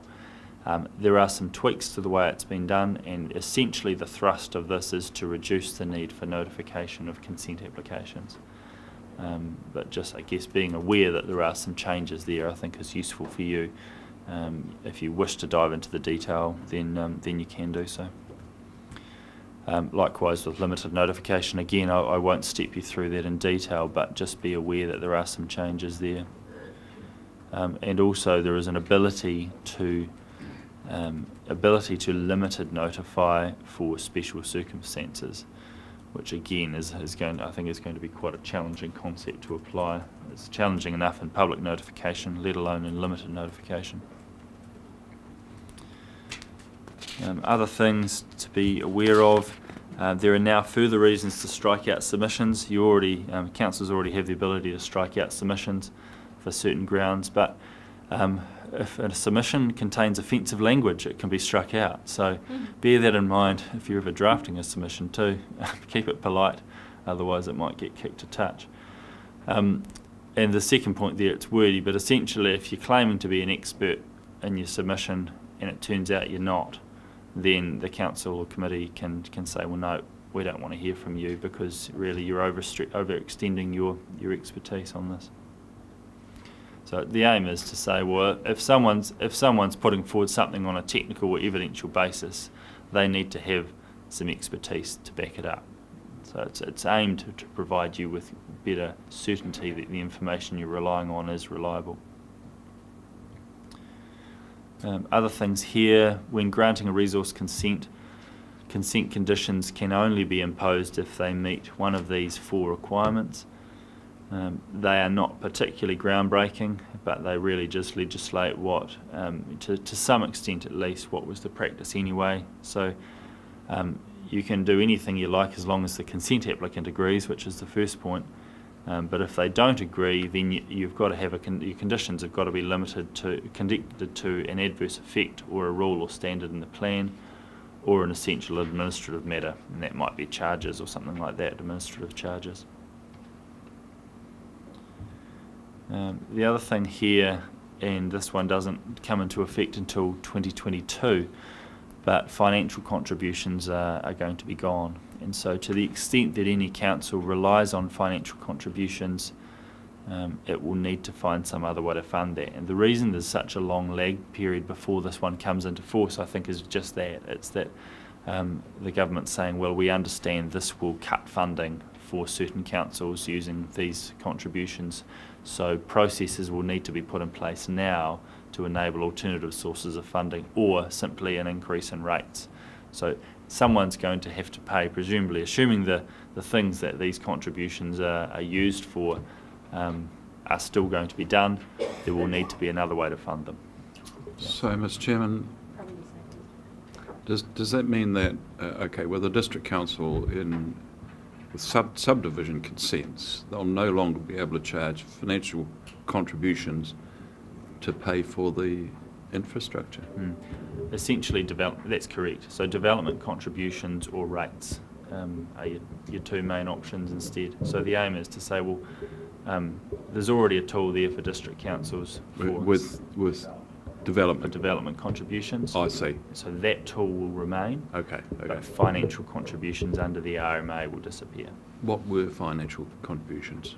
What's an example? So someone's. Actually, do you impose them? You don't. So not an issue for you. Well, in that case, maybe it's less of an. It's generally TAs, but some regional councils do impose them.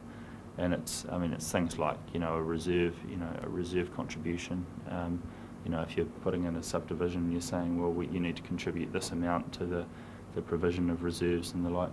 Okay. There are a lot of those you can deal with under. Some things you can deal with under development contributions if you're a district council, but probably not something you need to worry about if you don't regularly use them anyway.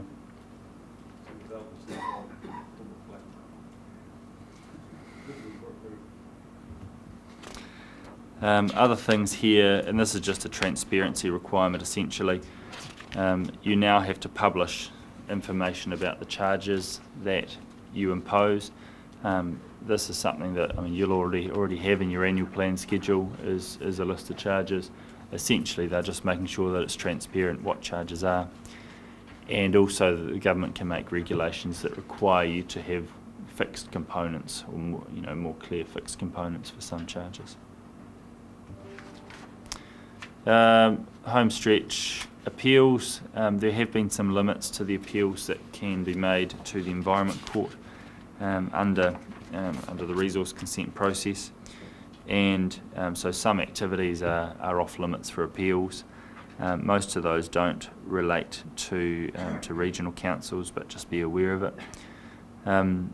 Also, in terms of mediation and the like, the court can now require that, require people to attend and require the people who attend to have authority to settle.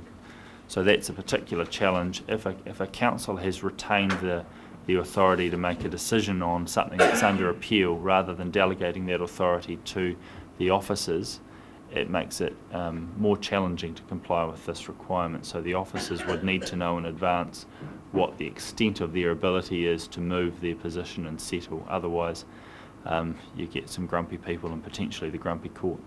So, Mr. Chair. Mr. Chair. Just a question in regard to, thank you, the ability to require parties to attend conferences or alternate disputes. That is the power of the Environment Court as opposed to any other. It's not a part of the consents process, is that correct? So it's an Environment Court power. Yes, absolutely. Okay. So yeah. And then finally, the least exciting part of the whole Act is the transitional provisions. Essentially, if you've got a process underway already when the RMA amendments came into force, that process is probably going to be dealt with under the Act as it was beforehand. That's essentially the nub of it. So these changes will apply to new processes you start once the changes are in force. And always checking them is important, despite them not being that exciting. And Mr. Chair, I'm very happy to take questions, but I'm also happy, if you're sick of hearing from me, for me to finish at this point. So over to you as to the amount of time that you've got.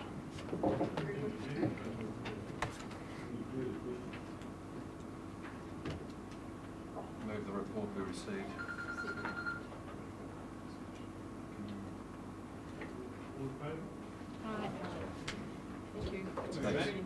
Thanks, Matt. The dry subject, you've dealt with it well. Yeah, that's good. You don't need that? No, you take that too. I'll keep the card though. Great.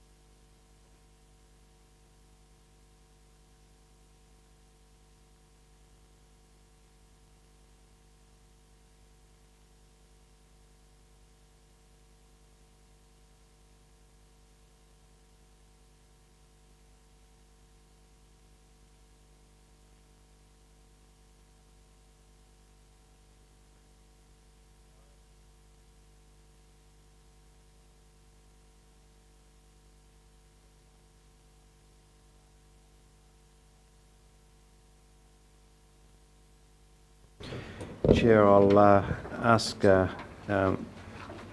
Maxwell, Mr. Skirman to speak to this paper.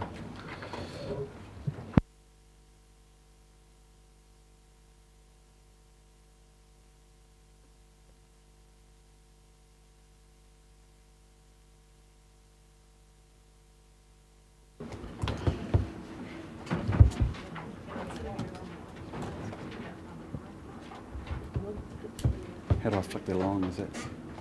Just use your arrow keys. Pardon? Use your arrow keys to go to the next slide. Okay, thanks. Is that it?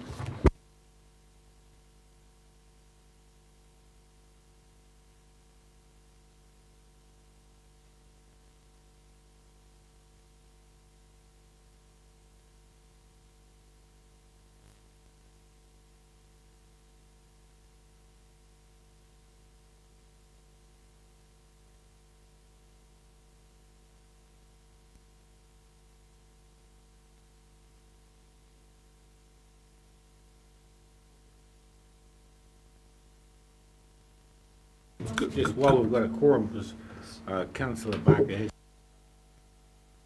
Could I just say that I've got an appointment with the surgeon at 2:15 at Hastings Hospital, so I need to leave here at 1:30, and I'm concerned that if I leave, I take the quorum with me. So I'd like, if this is a decision item, I'd like to make sure we get this thing done before 1:30. Otherwise, we're left stranded. For it now.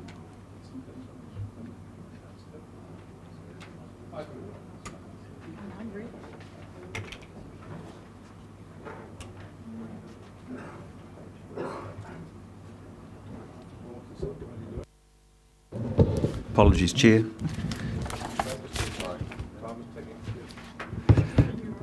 Thank you.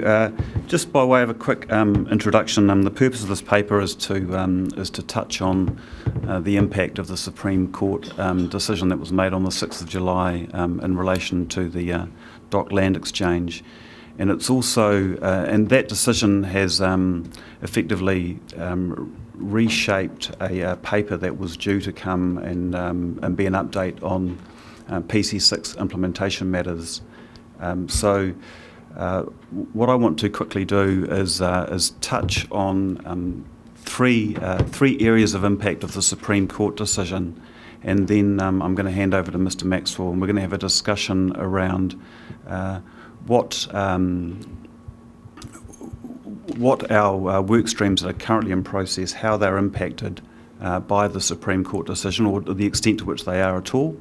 And at the end of the paper, we're effectively looking for some form of guidance or direction around further work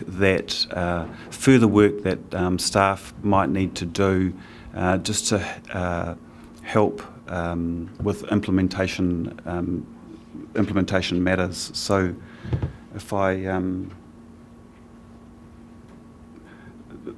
point of that introduction, we're not, the purpose of this paper is not to have a substantive discussion or a deep dive into what we may or may not do. It's really a request for, or a direction as to, do you want us to go away and do another piece of work and bring it back to the committee?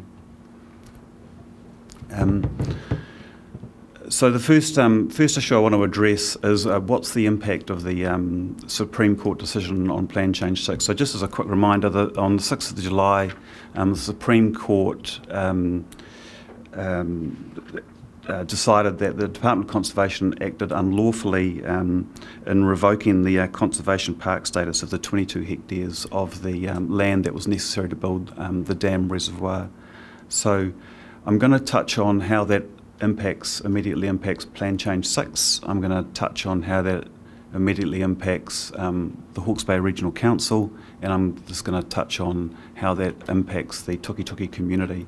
So the first most important thing to understand about the impact of that decision on Plan Change 6 is that the policy was designed and does stand on its own. And so the direct impact of the decision on Plan Change 6 is nothing. The Hawke's Bay Regional Council has been continuing to develop... Sorry, Mr. Chairman. You say that the policy was designed to stand on its own. Now, I know that the Board of Inquiry came to that conclusion, which was one of the mistakes that they made. But in fact, as you've said in your paper, under 2, RWSS was developed as a complementary element of a dual management strategy with PC6 for the Tukituki River catchment. So PC6 is not complete on its own.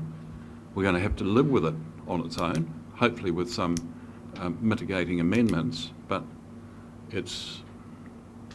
That's not a correct statement, in my view. So thanks, councillor. I will come to that point shortly, but I think that's why the discussion needs to be had, and because of the broader implications. But as a piece of policy, I think as you've identified, it can survive on its own. So the policy, and I suppose there's perhaps the reason for saying this is there may be a perception that with the Ruataniwha water storage project being in the place that it is that for somehow the actual operation of the plan has been fatally compromised. We're stuck with it. So ever since the plan became operative, the council has been operating along a number of work streams that are listed up there, and the original purpose of this discussion was to give you an update on the progress on those work streams.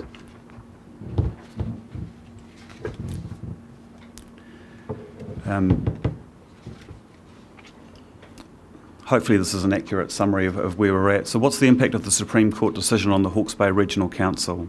And if I just read my own words there, the impact of the decision is that the conditions precedent for Hawke's Bay Regional Council's proposed investment in the Ruataniwha are unlikely to be met within a time frame, or if at all, that will preserve the funding currently allocated for investment under the LTP. The nuance there is that the fate of the Ruataniwha itself, the Ruataniwha Water Storage Scheme itself, is yet to be determined and remains subject to consultation and discussion with HBRIC Limited. So I think it's just important that there's a demarcation that's understood there. And so Council, who have always been looking at PC6 implementation basically on a with or without basis of the impacts of the Ruataniwha or the effects that the water storage scheme would deliver in the catchment, have now felt it prudent to look at, well, what does the implementation of PC6 look like in the absence of the Ruataniwha water storage? And so what we've done initially is a high level pass as to where probably the most significant areas of interest are. And we've identified those, and these flow through the content of the paper around how do we communicate with the community, and I suppose to address the issues that Councillor Dick has raised. One of the first points of impact are going to be around flows and surface water take. So we've looked into that. We've looked into broader issues of consents compliance and tranche 2 water, and also the impacts for land management, and in particular around the farm environmental management plans. And so the third impact is on the of the Supreme Court decision is obviously on the Tukituki catchment community.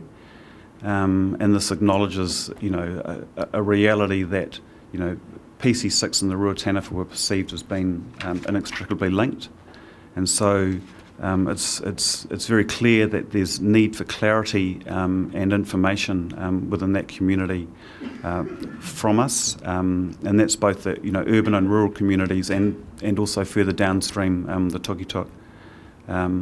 Because we need to consider, I suppose, the position people have taken, and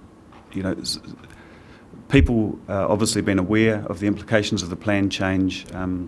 Some of them, and I suppose especially in terms of surface water allocations, and the minimum flow impacts, some people have decided that they would be very adversely affected by those changes in the plan change, and they took steps to sign up to water from the storage facility, and that water is no longer available to them. Others looked at the same set of facts and decided not to change their position in terms of accessing more water, and they may or may not have made some other decisions on how they were going to mitigate or deal with those impacts. And I think it would be, it's fair to say that some people probably sat on the fence and hadn't really decided and were probably waiting for a decision on the Ruataniwha before they really considered how they would be impacted. And so now that the decision is more clear, or the status of the dam is more clear, people are going to be forming their views and addressing their circumstances much more closely. So those are the three impacts, and I'll hand over to Mr. Maxwell. Thanks, Tom. So I guess the slide just brings together, and perhaps just reflecting on the paper and the conversations that we've brought to you previously, that there has been a great deal of work and effort and thinking going on with council staff over the last 18 months to 2 years around implementation of the policy, and we've already prepared a working towards implementation plan and provided that to you. So there's a lot of, I wouldn't necessarily say absolute maturity in thinking, but certainly a lot of background work that we've been able to draw on and considering, well, what are the impacts of not having the scheme as part of the mix on our implementation challenge for the catchment. And there are 4 key areas, which Tom's largely covered off anyway. And certainly dealing with the fact that for many, the policy and the scheme are inextricably linked, so they've seen them as one, notwithstanding the fact that the policy has been drafted and can survive in isolation of the scheme. But for many in the community in Central Hawke's Bay and certainly potentially wider, there's a view that the two are linked and one is absolutely reliant on the other. So there's a challenge for us now in engagement and communication with the community there, be it the rural community who are now perhaps who may have had this view that the two are linked, having them understand that we still have a requirement to deliver the policy into the catchment and understanding or providing the understanding to them on what that means. As Tom's pointed out, minimum flows and allocations were, if you like, potentially mitigated for some through the availability of water storage. That option is not now immediately available. It's not to say it won't be ever available, it's just that that particular scheme is now not immediately available. There may be others, or there may be on-farm storage, but the reality is that there will have been some who will have been relying on or factoring on into their operations the availability of water from storage, and now that's changed, rightly or wrongly, in terms of that reliance. Perhaps if we just flip the last two around, so land management and farm environment plans. Again, the scheme was a large provider of farm plans, so there was a requirement for the scheme under its conditions to have worked with landowners to deliver farm plans, and we had been working on or building a position around that being that happening, and therefore many farm plans being developed in conjunction with the scheme through its contracted clients, and therefore there was less of a task that sat with the land management team and council. Can I, Ian, this issue of the fence being unable to meet that requirement, can I just, it would be fair to say that regardless of the issue we've got is the number of people that are qualified to actually produce the FEMPs. So regardless of whether they were going to come via one single discussion with the scheme water users, or whether they were going to come, they all have to come to the council individually, it's still, the people to produce the FEMPs aren't going to magically appear out of the sky somewhere. So, the RWSS scheme was never going to be able to meet that, as far as I'm concerned, they were never going to be able to meet that requirement either. So, It certainly doesn't take away the challenge of enough people to do the farm planning. What it didn't mean is that that burden sat with the council to deal with. That was a consent requirement for the scheme to address, and so there was some of that effort that sat with them. So that provided a little bit of relief for the staff in terms of what their sort of list of jobs was to do, if you like. So that shifted, and it now sits squarely with council staff to address. So effectively saying, look, there's more work to do in that space. And allied to that is consent and compliance, because you may or may not recall that in order to meet the permitted activity status in the catchment, one of the things that they would have to have met is a nutrient budget and a farm plan. And in the absence of a farm plan and a nutrient budget, they require a resource consent. So given that, the ability, whatever that was, for the scheme to deliver those those farm plans has now gone, and potentially more people are now working with council, and there's a greater layer of work that sits with us. There may well be more people who are unable to get their farm plans produced in time, and will require resource consent to carry on their operation. So it will increase the workload there for that part of council staff. So if we just flick to the next slide. So if we bring together kind of some of the considerations that we've had that we wanted to share with you, and as Tom has indicated, what we're looking for in the discussion is a direction of travel. We're wanting to understand where your appetite sits, because there's a range of propositions here, so that we can go away and do more work and come back to you. And perhaps I'd just also stress that there is no burning platform here. There is no need for us to decide or resolve anything categorically today. Like I say, the staff are wanting to get from you where you would like us to take this and what extra information you would like us to bring back, so or the work that you want, so we can bring back the right information to help shape up the discussion further. So some of the issues or considerations that we might put to you, if you read paragraph 60 and the sub-paragraphs in the paper, there are a number of sort of areas where, we're saying, look, actually there's some ambiguities or points of clarification or things that could be addressed or tidied up, that if we were going to go through a process of some sort of policy reform, then we would want to have a look at those sorts of things. That's not an exclusive list, so there may well be others, and we would want to go away and do a little bit more thinking on that, and perhaps engage broadly in terms of getting a feel for whether there were things that we'd missed, and that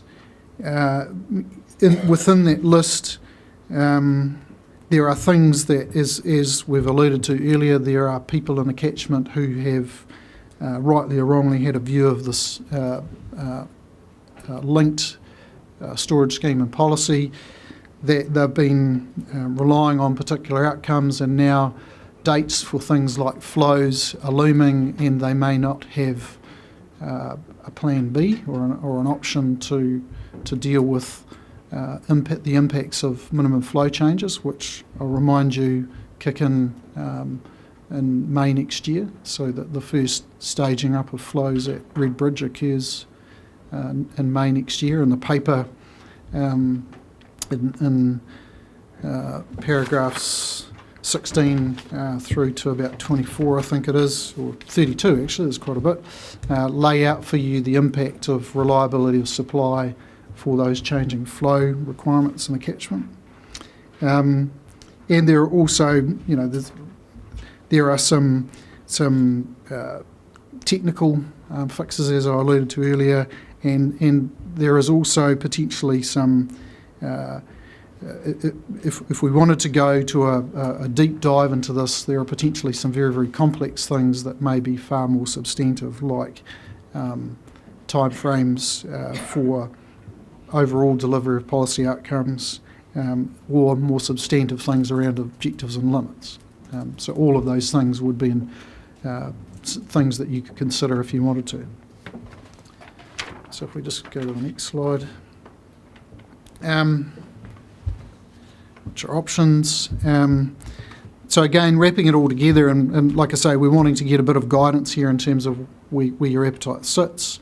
So there are options. There's a fourth bullet point that is missing, and that's a do nothing. You're not obligated to do anything. It may be that you're happy to leave the policy as it sits, and it will be reviewed in due course under the normal policy review process every 10 years. So you can come back and have another look at it then. Like I say, we could look at technical fixes and alignments, and there's a list of those.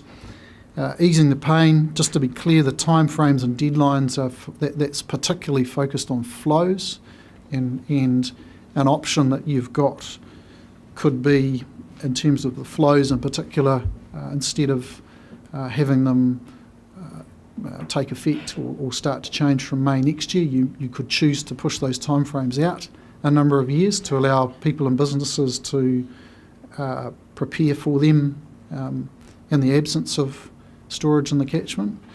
Or more substantive changes, for example, you could choose to change the minimum flow, still have it kick in May next year, but you may choose to reduce it and bring the number down. So therefore have a corresponding reduction in impact on reliability of supply for irrigators. Again, all of those things are at your purview and could be considered. Obviously, the technical fixes and the simple things, depending on the progress of the Resource Legislation Amendment Bill, may well be something that you can do relatively quickly and easily. And if you chose to take a more deep dive into the policy and look at things like minimum flows and changes to those, I'd suggest that would be far more substantive, would require a reasonable amount of science effort to bring together the technical effects, and would are highly likely to be contested by a variety of parties, and therefore see that run through a number of legal processes and appeals, and so it could take quite some time. So bringing it all together, the simple stuff, possibly relatively, we'll start with do nothing.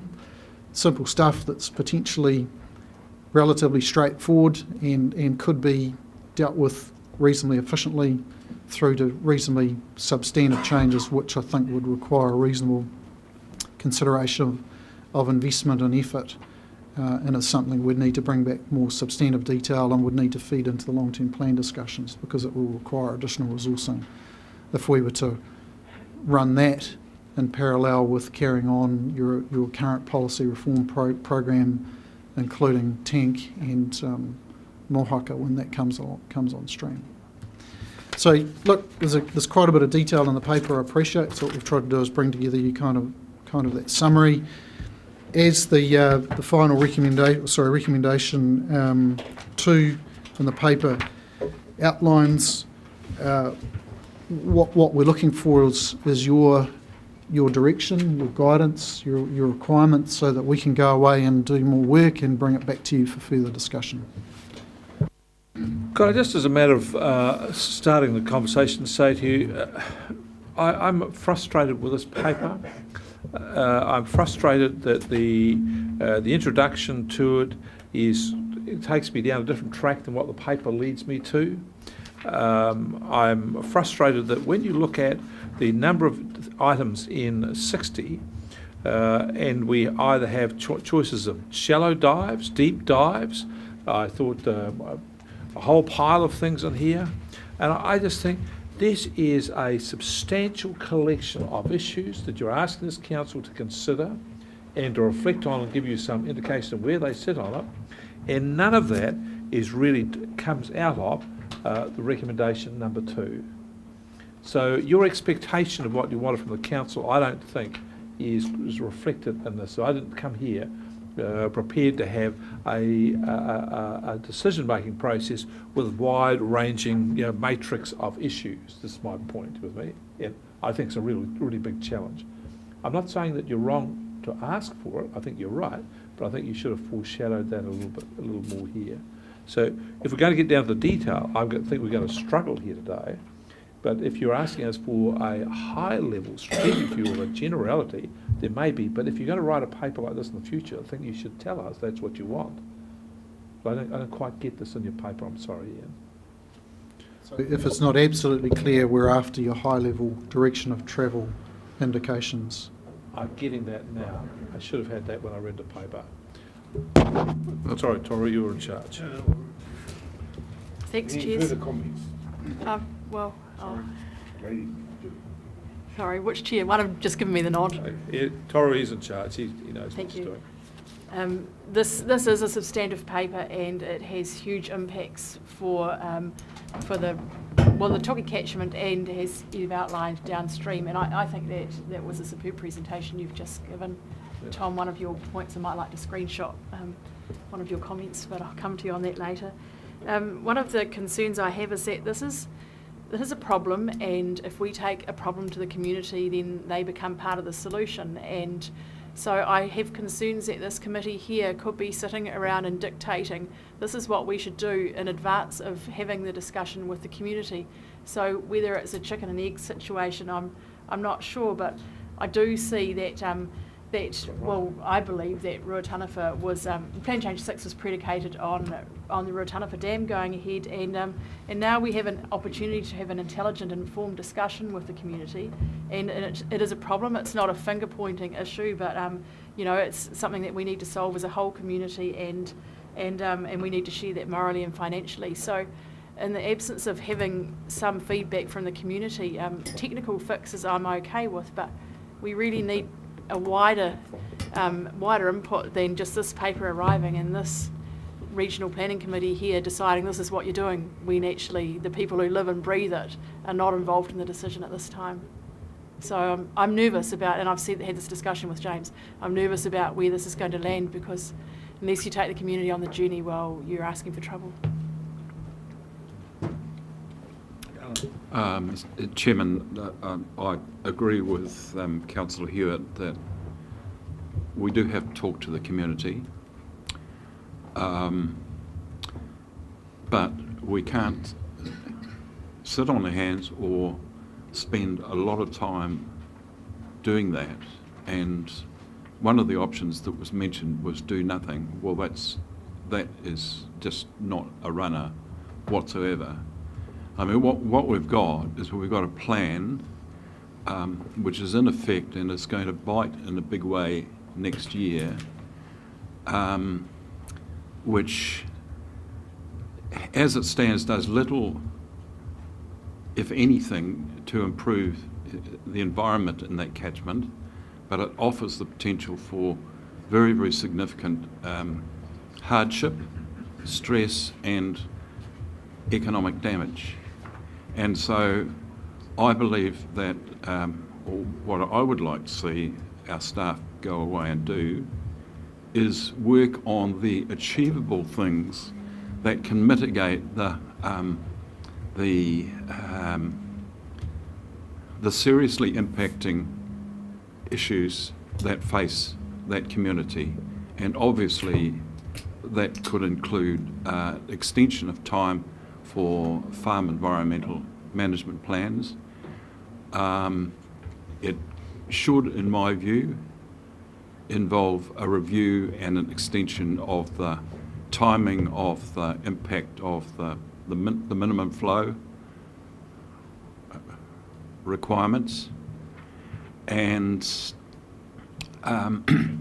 do what it can without inviting too much contention from those who would wish to, who have agendas, and I'm not saying they all do, but at least one organisation with a great interest in this, their agenda is purely anti-farming, and we just can't buy into a fight where that we're likely to lose over that sort of issue. So I'd be looking forward for proposals to come back that are achievable and can be put into effect without too much contention and without too much time wasted. Thank you, Councillor Balfour.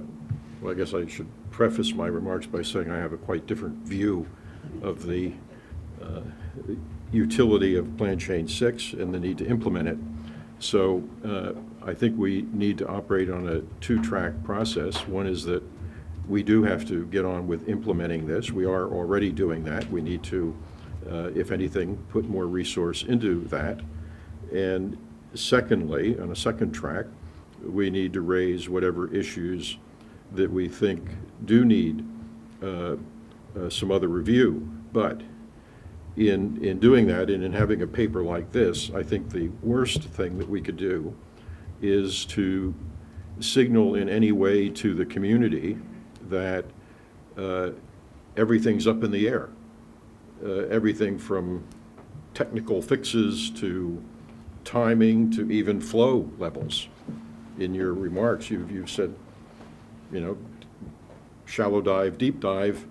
If we signal in any way to the community that, particularly the community of Central Hawke's Bay, that effectively all bets are off, we're going to rewrite Plan Change 6, that'd be a disaster. So there are some things that I would say we should be very clear about that we are not reviewing.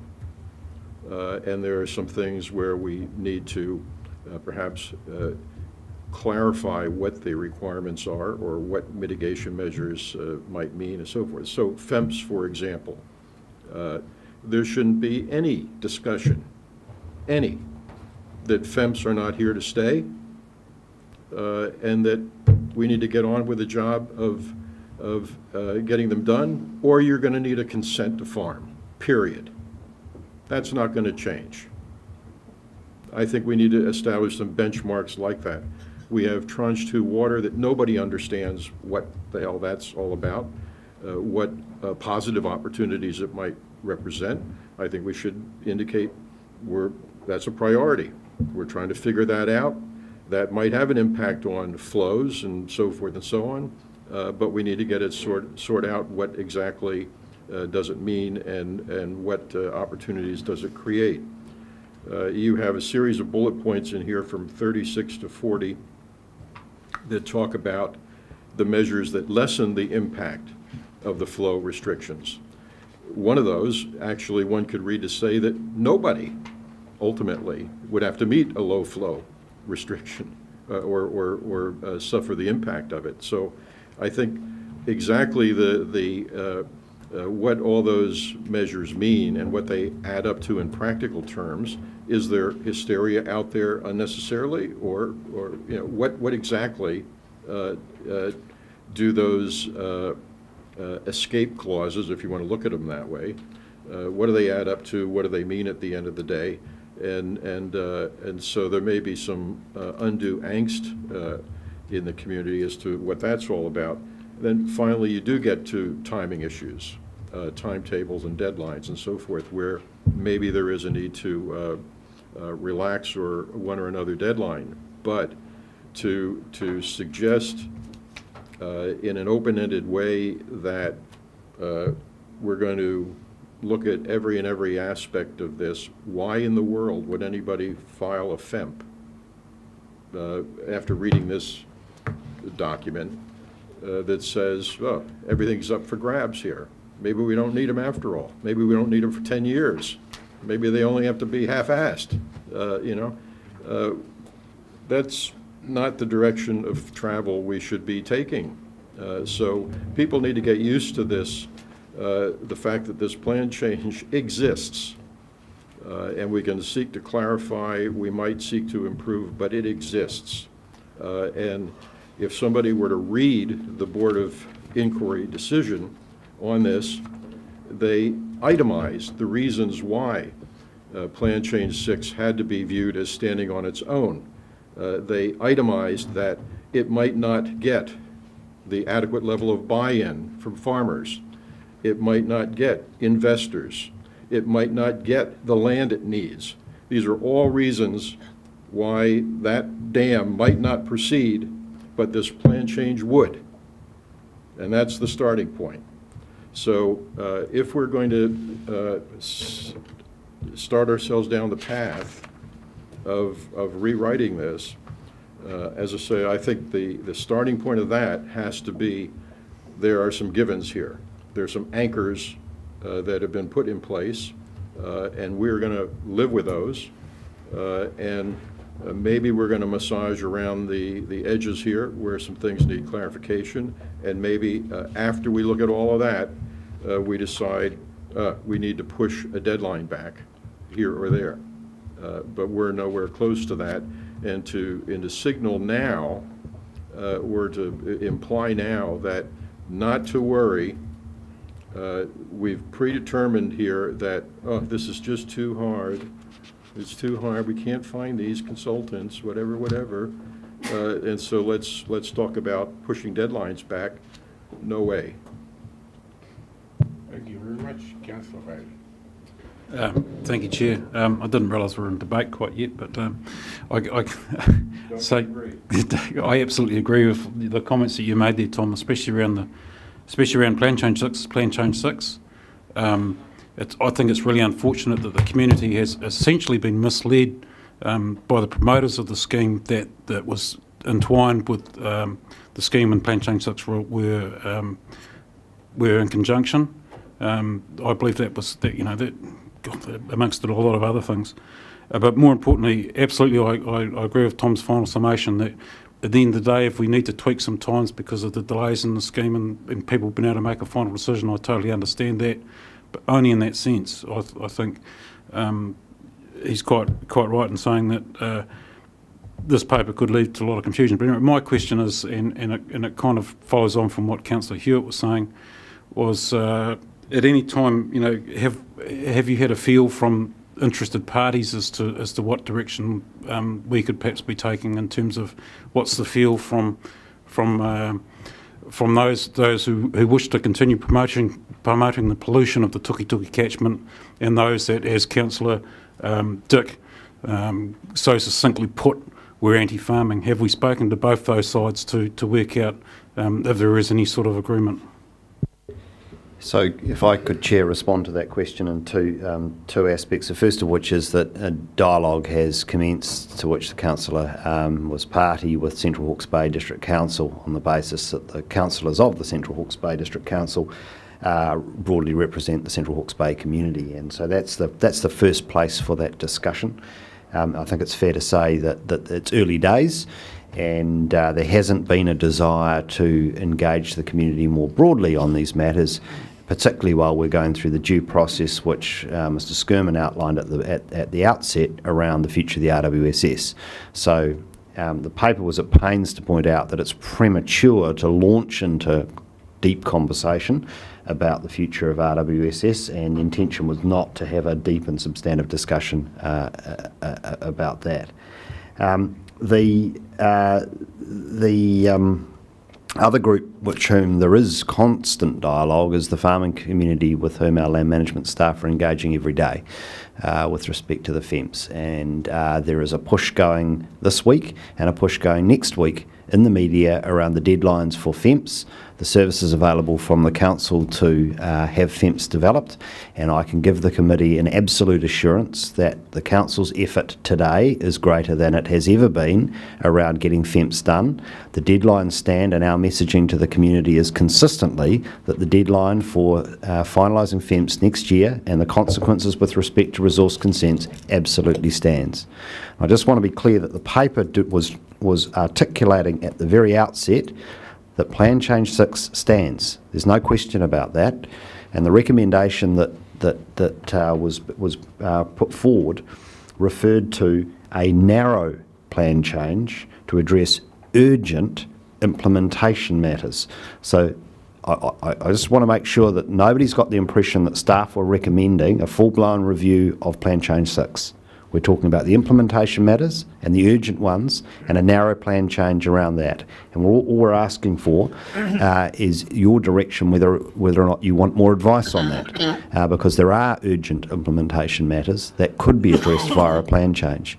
Now, I think it's perfectly self-evident to the committee that there may well be, following the conclusion of decisions around the RWSS, more fundamental questions about Plan Change 6 that one or more parties may wish to have a discussion around, and that's a matter for another day. In the meantime, this is very much focused on those more urgent matters for which I think the implementation staff could do with some guidance. Well, the challenge to give you some guidance is gladly taken up, Mr. Chief Executive. I want to, if I'm allowed to, Mr. Chair, preface my question. It seems as though that's the way we're doing it today. I'd like to ask, and if you're looking for direction to staff, I'm seeing here, as Councillor Barker highlighted earlier, we've got at chapter 60 about 12 or 10, 11, if you like, modifications tinkering with Plan Change 6, the framework. Now, the framework, in my view, is or the outcomes of the framework are inviolate. That is, the framework in Plan Change 6 is a plan to resolve what clearly is a dirty river or a dirty catchment, that we've got these issues there that we need to solve, and irrespective of whether you're pro-farming, anti-farming, anti-dam, pro-dam, that's the reality or the mess that we need to clean up.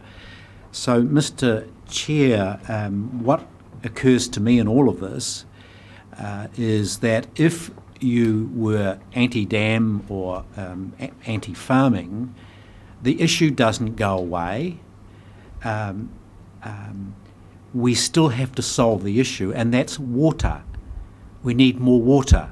We can fiddle with on-farm activities as 1 till 11 suggests, but this paper does not provide or foreshadow the staff's thinking or anyone else's thinking as to how are you going to get more water. And that's the direction of travel which, if you want my advice, we need to now pursue. So in looking at our investments so far and the very substantial investments in the RWSS, is there scope, for example, to consider a low option RWSS scenario using the footprint that we've got simply to put more water into the river? So are there any other water storage options that are available to us and that will help solve the problem? So if you want my direction of travel, or at least my question is, what options for putting water into the catchment are staff considering and are looking to put in front of council for determination? I'd like, since we're prefacing things, I'll preface mine with the saying, the road to hell is paved with good intentions. And there's been a lot of raising of expectations out there in the community about who is going to do what. And one of the ones I do have a concern about is that farmers can engage in non-viable activity and expect the community and the ratepayer to pay for them to keep their operations viable. Now, I'm a trustee on 6 farms. We don't take any money from government departments to manage our operations in a viable manner. The role of, if they're not viable, get out of it, sell the land, or move, or look for something that is viable. But I don't see why people should have to put up with dirty water because people are in the expectation area rather than in the responsibility issue area. So, you know, there are things they can do. It's not so much I don't believe that there's not enough water, I just don't think they use their water well. I've got a farm out Tāngui, I've got a resource consent to take water. I take very little, but I drive past all these other outfits that are pumping water all over their land. They don't need to do that, but they're doing it for different reasons, to keep a property right or whatever it is they think they're going to get. So I think we need to try and get a balanced view about what we're trying to achieve here. And yeah, people need to be more responsible. Thank you. Chair, did you want a response to the question from Councillor Curtin? Sure. Yeah. I'd love one. I was waiting for it, but yeah. So, Councillor, in terms of alternatives for large-scale water storage, that was well canvassed during the RWSS review, and there are technically feasible options. The financial viability of those is more questionable, particularly in terms of a return on any investment. We would be in a relatively strong position to dust off any of that previous work which was done in the early stages of the thinking around the RWSS and bring that back to the table. It's also a possibility that the Hawke's Bay Regional Investment Company, in reporting back on the future of the RWSS, could be invited by the council to provide more advice from their perspective on interventions to make more water available. There are two other elements. As the paper before you notes, there is 2,000 litres per second of high flow take available, which is in paragraph 38, for storage, and only 1/4 of that, or thereabouts, has been consented at this point in time. So there is approximately 1,500 litres per second of water take in high flow times available for on-farm storage. So the plan does already allocate water in that regard. Given that only 1/4 of that has been taken up, there's a question as to why more hasn't, and one could assume that anticipation of the RWSS is a principal reason. So we could do some work, land management staff could do some work with farmers in the catchment to identify those who may be interested in taking advantage of that available water under the current plan for more storage, and that would help with the availability of water, if you like, for irrigation. The question of whether that water could be taken and then supplied back to the river during dry times for environmental flows is a more complex one. Obviously, the council would need to enter into an arrangement with a landowner or acquire land itself to build some infrastructure to take that water and then provide it back. There is a possibility that could also be combined with the Tranche 2 water, which of course has got a whole bunch of both regulatory and scientific uncertainties associated with it. So there is more work we can do around mixing and matching groundwater, surface water takes, providing that in summer from the higher flows in winter. And if that's something that this committee or the council wants to seek further work on, that's something we could provide. Could I just ask a question? What's humming here? Ask a question. What is it you want us to actually decide here today that's going to be useful to staff to progress this forward?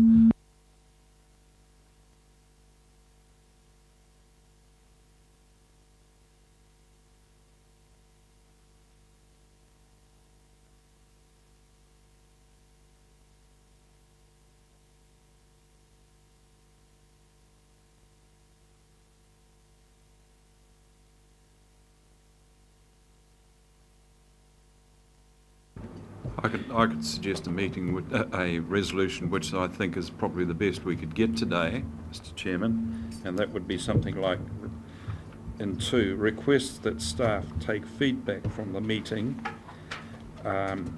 in order to report back, and then the rest of 2 would be as it is.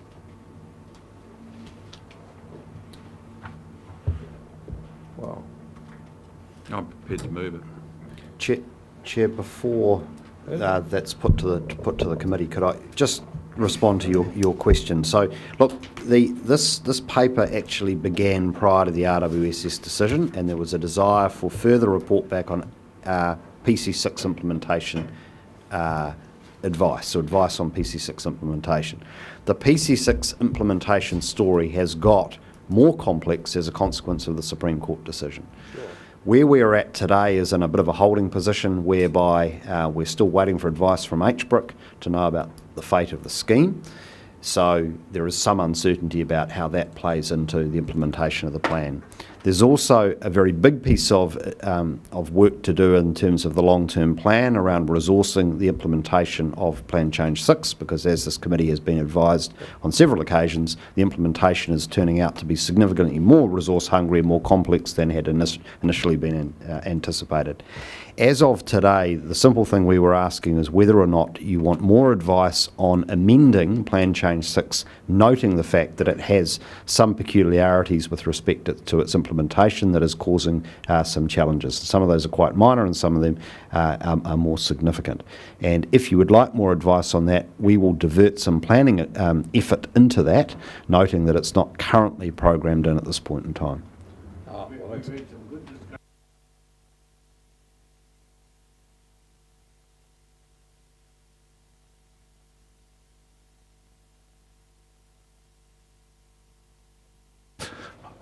Can you move your motion, please? Yeah.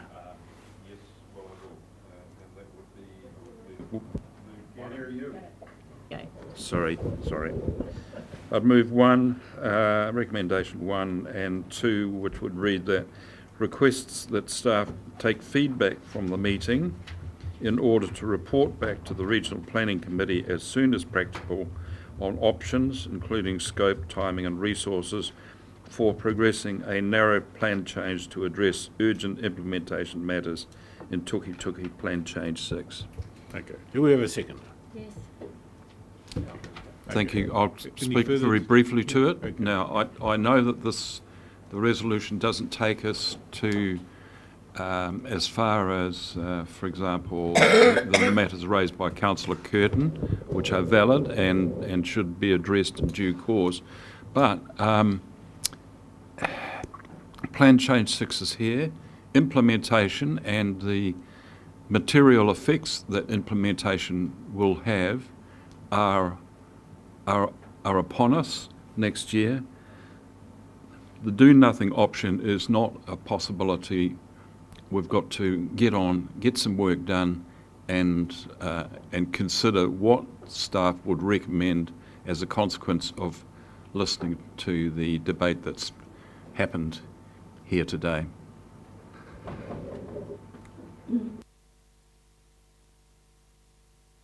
Thank you. I'm interested in understanding more about what the narrow plan change would look like and what the implication of it will be on the annual plan and the resourcing of other initiatives we've got in our annual plan. So I'd expect that would come back in that report. So, yeah, those are my comments. Mr. Alfred? I'll support the motion because I think that it is the latter part of it, progressing a narrow, I'd emphasize narrow, to address urgent implementation matters, I'd stress urgent implementation matters, is a reasonably tight description of what we're actually possibly willing to contemplate here. In saying that, I think the discussion in here about education and consultation and so forth has to be very carefully put together so that we do not create expectations of more than that happening. And that a lot of the focus has been on FEMS as the most imposing concrete step that has to be crossed here according to the calendar. But as this makes clear, there are a lot of other fuzzy aspects of this that are probably not anywhere close to being understood by the community that is going to have to live with with this plan change. And so I think we also have to put some thought to what else needs to be communicated about the plan, like these provisions on low flow and so forth, because we've been kind of unilaterally focused on FEMS. I don't know. I mean, you guys are on the ground. I'm not on the ground. I don't know how comprehensively we are attempting to educate the folks that will have to actually farm under these rules with the full scope of what the rules are and their options under them. We may not even have gotten to that point yet. I don't know. But so I think it would be tragic if the takeaway from today's action was anything more than we're going to tidy up the edges of this, and we're going to relax in any way our determination to put this into effect, because my interest, certainly, and my constituency's interest, is in water quality first. Water supply, Councillor Curtin's issue, is the caboose on this train, as far as I'm concerned. We deal with quality first, and when we're satisfied we've dealt with that, we can look at the rest of it. Thank you. Councillor Curtin. Thanks, Mr. Your last speaker, and have lunch. Thank you, Mr. Chair. I just wanted to be clear and hopeful that the narrow terms of this recommendation don't constrain staff from considering the broader supply issue. Yes, this is giving a direction to consider a narrow plan change amendment. That's fine, but in my view, it's impossible to uncouple.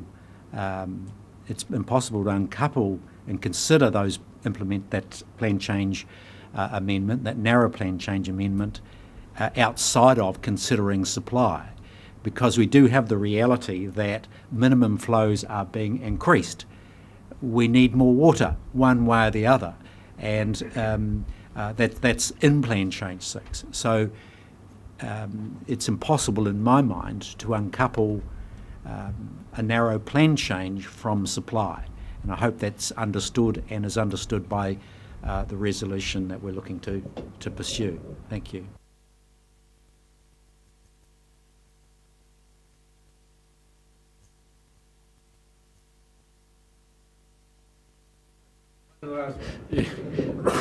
Very briefly, Chair, I'd like to support the comments made by Councillor Belford.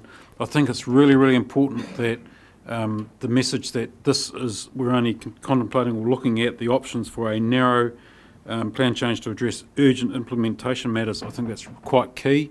I don't want to see people's expectations get raised that this is going to be some sort of saviour for the farming community in Central Hawke's Bay. It's not. Plan Change 6 is what Plan Change 6 is. If there are issues that we could deal with in a narrow plan change to help us with implementation, to me that's an entirely different matter. Thank you.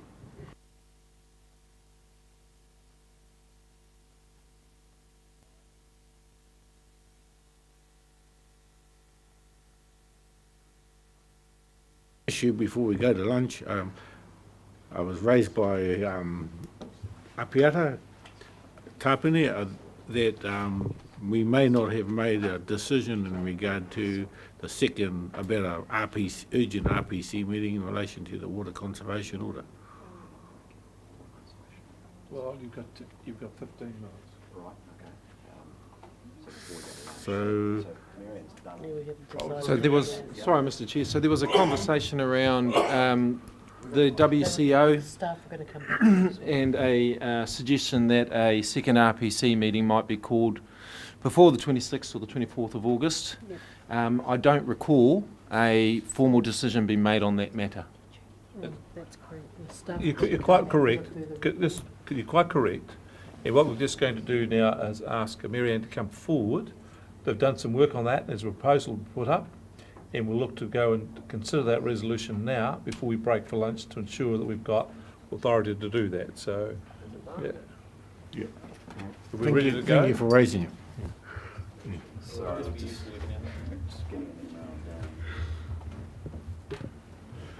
14 minutes. Sorry? Sorry about this, folks, but some things just have to be done.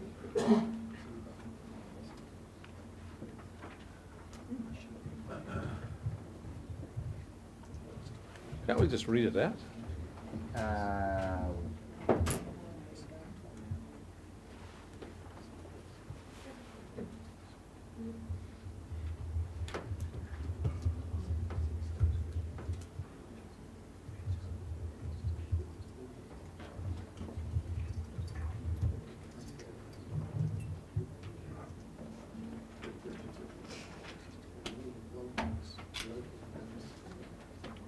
Yeah, I've got it here, but I don't transfer it across.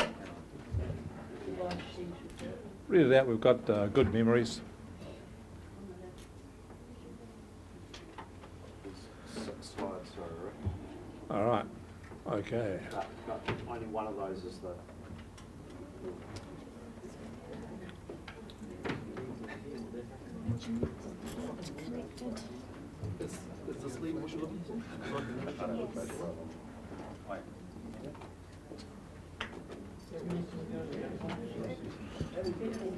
Why did she just couldn't have emailed straight away? I don't know. So you got it? Save it on this flash drive. Okay.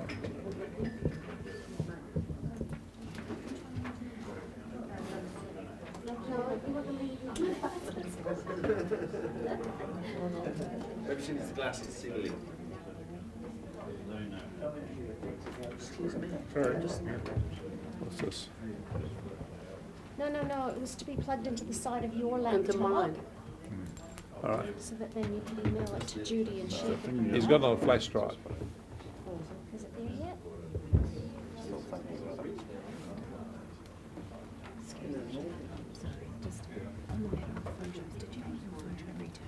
No, I don't want another headshot. Okay, all right, no, that's fine, that's just because we you were doing so. Yeah, thank you. Okay. They came in here doing photos, and they came in and said, we're doing headshots. And they said, we've got all the other councils, but we just want to do the Māori members. I said, you better rephrase that. You've got to get the Māoris out here to take headshots of them. And Larry's like, another park out, this is going to be shit to fly. He said, oh, terrible. Go with the brain, you. Mr. Chairman? Yeah. Mr. Chairman, given that we're going to be without a quorum after this item, is it your intention to leave these matters, the residual matters lie on the table, or if there is to be a special meeting in regard to the issue we're dealing with right now, Bring it on to that. that they be carried forward to that meeting? Smart thing, yep. I'm willing to be guided by the meeting. Well, I mean, we can't pass resolutions Well, without a quorum. They are only information. They are indeed, yeah.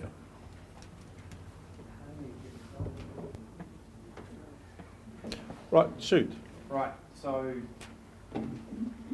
what we're proposing is that the submission be in two parts. The first one be around process and the other one be on content, recognising that we will need to make comment on content.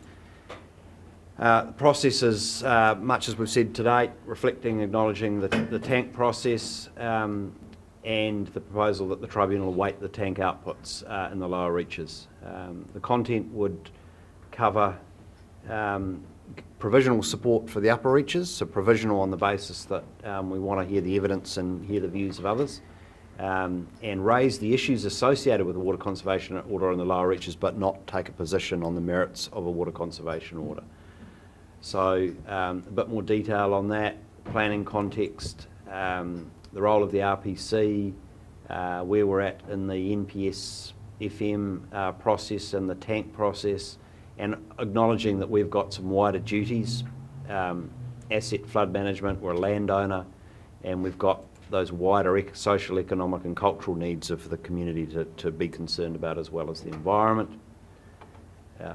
Provisional support in the upper reaches, so not so just caveating that we do want to see all the evidence and hear all the views, and not give a definition on where the upper and lower reaches start and finish. Leave that to the tribunal.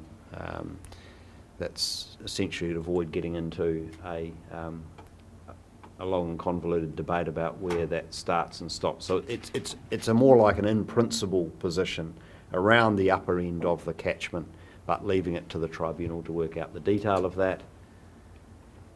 Sorry, the other way.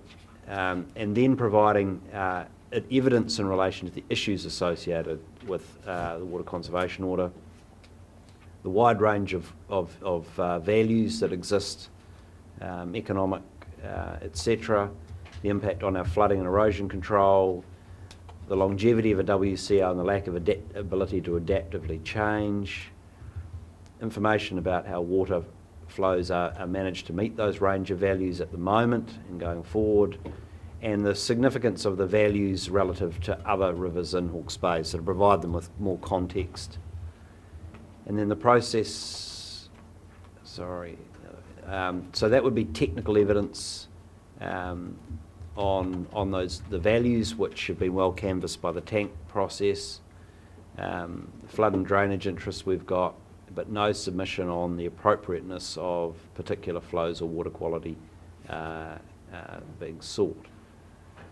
And the recommendations we'd be seeking today to appoint a subcommittee to commence inputting into the draft submission, and then submit the draft to the full group around the 20th of August. So in about 3 weeks' time, have a special meeting of the RPC on the 22nd of August to consider and sign off that submission. The delegated subcommittee would attend the pre-hearing that will happen after the 24th of August to represent the views of the committee through to the tribunal itself. And the committee meeting, the special meeting on the 22nd, would be public excluded to enable a free and frank discussion about the position that we might take, and then lodge that on behalf,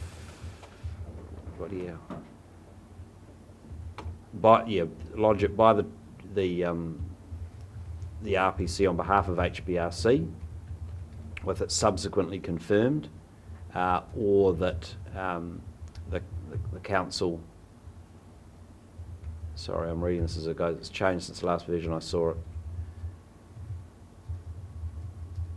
The question being the power to act effectively for the subcommittee on the 22nd, given that it technically recommends through to the council. So the council needs to resolve that it has power to act, but we haven't got a council meeting in the meantime. Well, you could schedule a special council meeting immediately following. We could, yeah. The 22nd on the same day. That's right, and I think that's what the bottom bullet point is exactly suggesting. right. Yeah. Yeah, no, that's the bottom bullet point there. Yep. And the final thing is to agree to provide evidence on substantive matters, but not take a position on whether or not a WCO should or should not be imposed, except for provisional support for the upper reaches. So that's to say that we will provide evidence on substantive matters, but we won't take a position, given that our position has been consistently that it's for the tank group to work through and make recommendations to this table with respect to the lower reaches. Is that clear as mud? Looks good, Mr. Chairman. Excellent. The only thing we need now is 4 names. Awesome.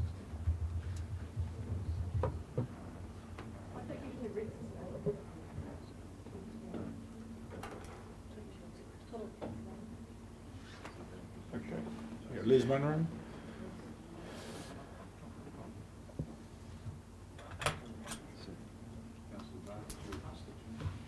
Oh, well, I think we've got so far Toru and Liz, and it's recommendation for Rex or his delegate. I think it'll be another thing. And I think another one would be fine. So, Tom? Well, I was going to suggest that 2 of us have been members of the tank group for some time now and are embedded pretty much in the issues and politics of the matter, and might be appropriate for one or the other of us at least to be on this. Is there any reason why we can't have 5 on here? 6? No, the only reason we suggested 4 was to balance between Tangata Whenua reps and councillors, so 6 would be balanced, but 5, look, there's no particular imperative there. So I'm just referring to myself and Councillor Bevan. Oh, yeah. Yeah. Well, I don't personally, I don't have a hang-up about how many people are on it, or whether it's balanced or not, because the whole thing is going to come back to this council meeting to be decided upon. Correct. So you can have 20 if you want. It just makes it harder to manoeuvre, that's all. So if we'll make it 6, Peter, Liz and myself, and then 3 councillors. Peter, Liz, and yourself. Yeah. And if we need to go to 8, we'll throw Mr. Well, Moy on here. let's cut it. Peter, Liz and yourself, and we'll have Peter, Bevan, Tom, and the chair, Rex, or his delegate, if he wishes to attend. We'll wind up with 5. Well, that's all right. That's great. Yeah, 6, that's a problem. Okay, well, those things added into that, would someone like to move the resolution? Got Councillor Dick, Councillor Belford, the Holy Alliance. Would you like to speak? Tom? I'll put the resolution. All those in favour will say aye. Contrary, no. Carried. Bang. Now, Well, Mr. that's Chairman, actually a much better resolution. Mr. Chairman, are we coming back after, or are we I'll leave you- moving those things forward? Ask the chair. Well, I think we should ask the group, do you want to defer these matters to the next meeting?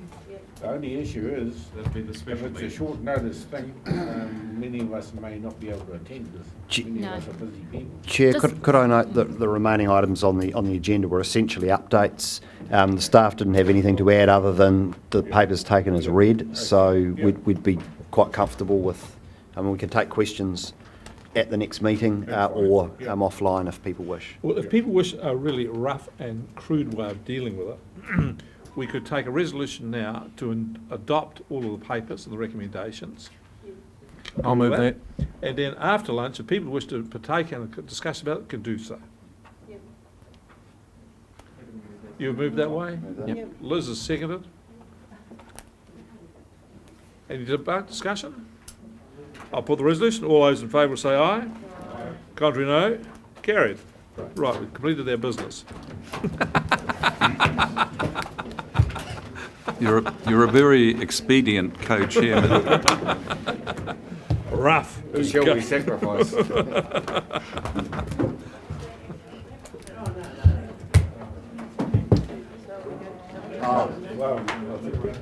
Just a reminder, folks, photos, is that before or after lunch?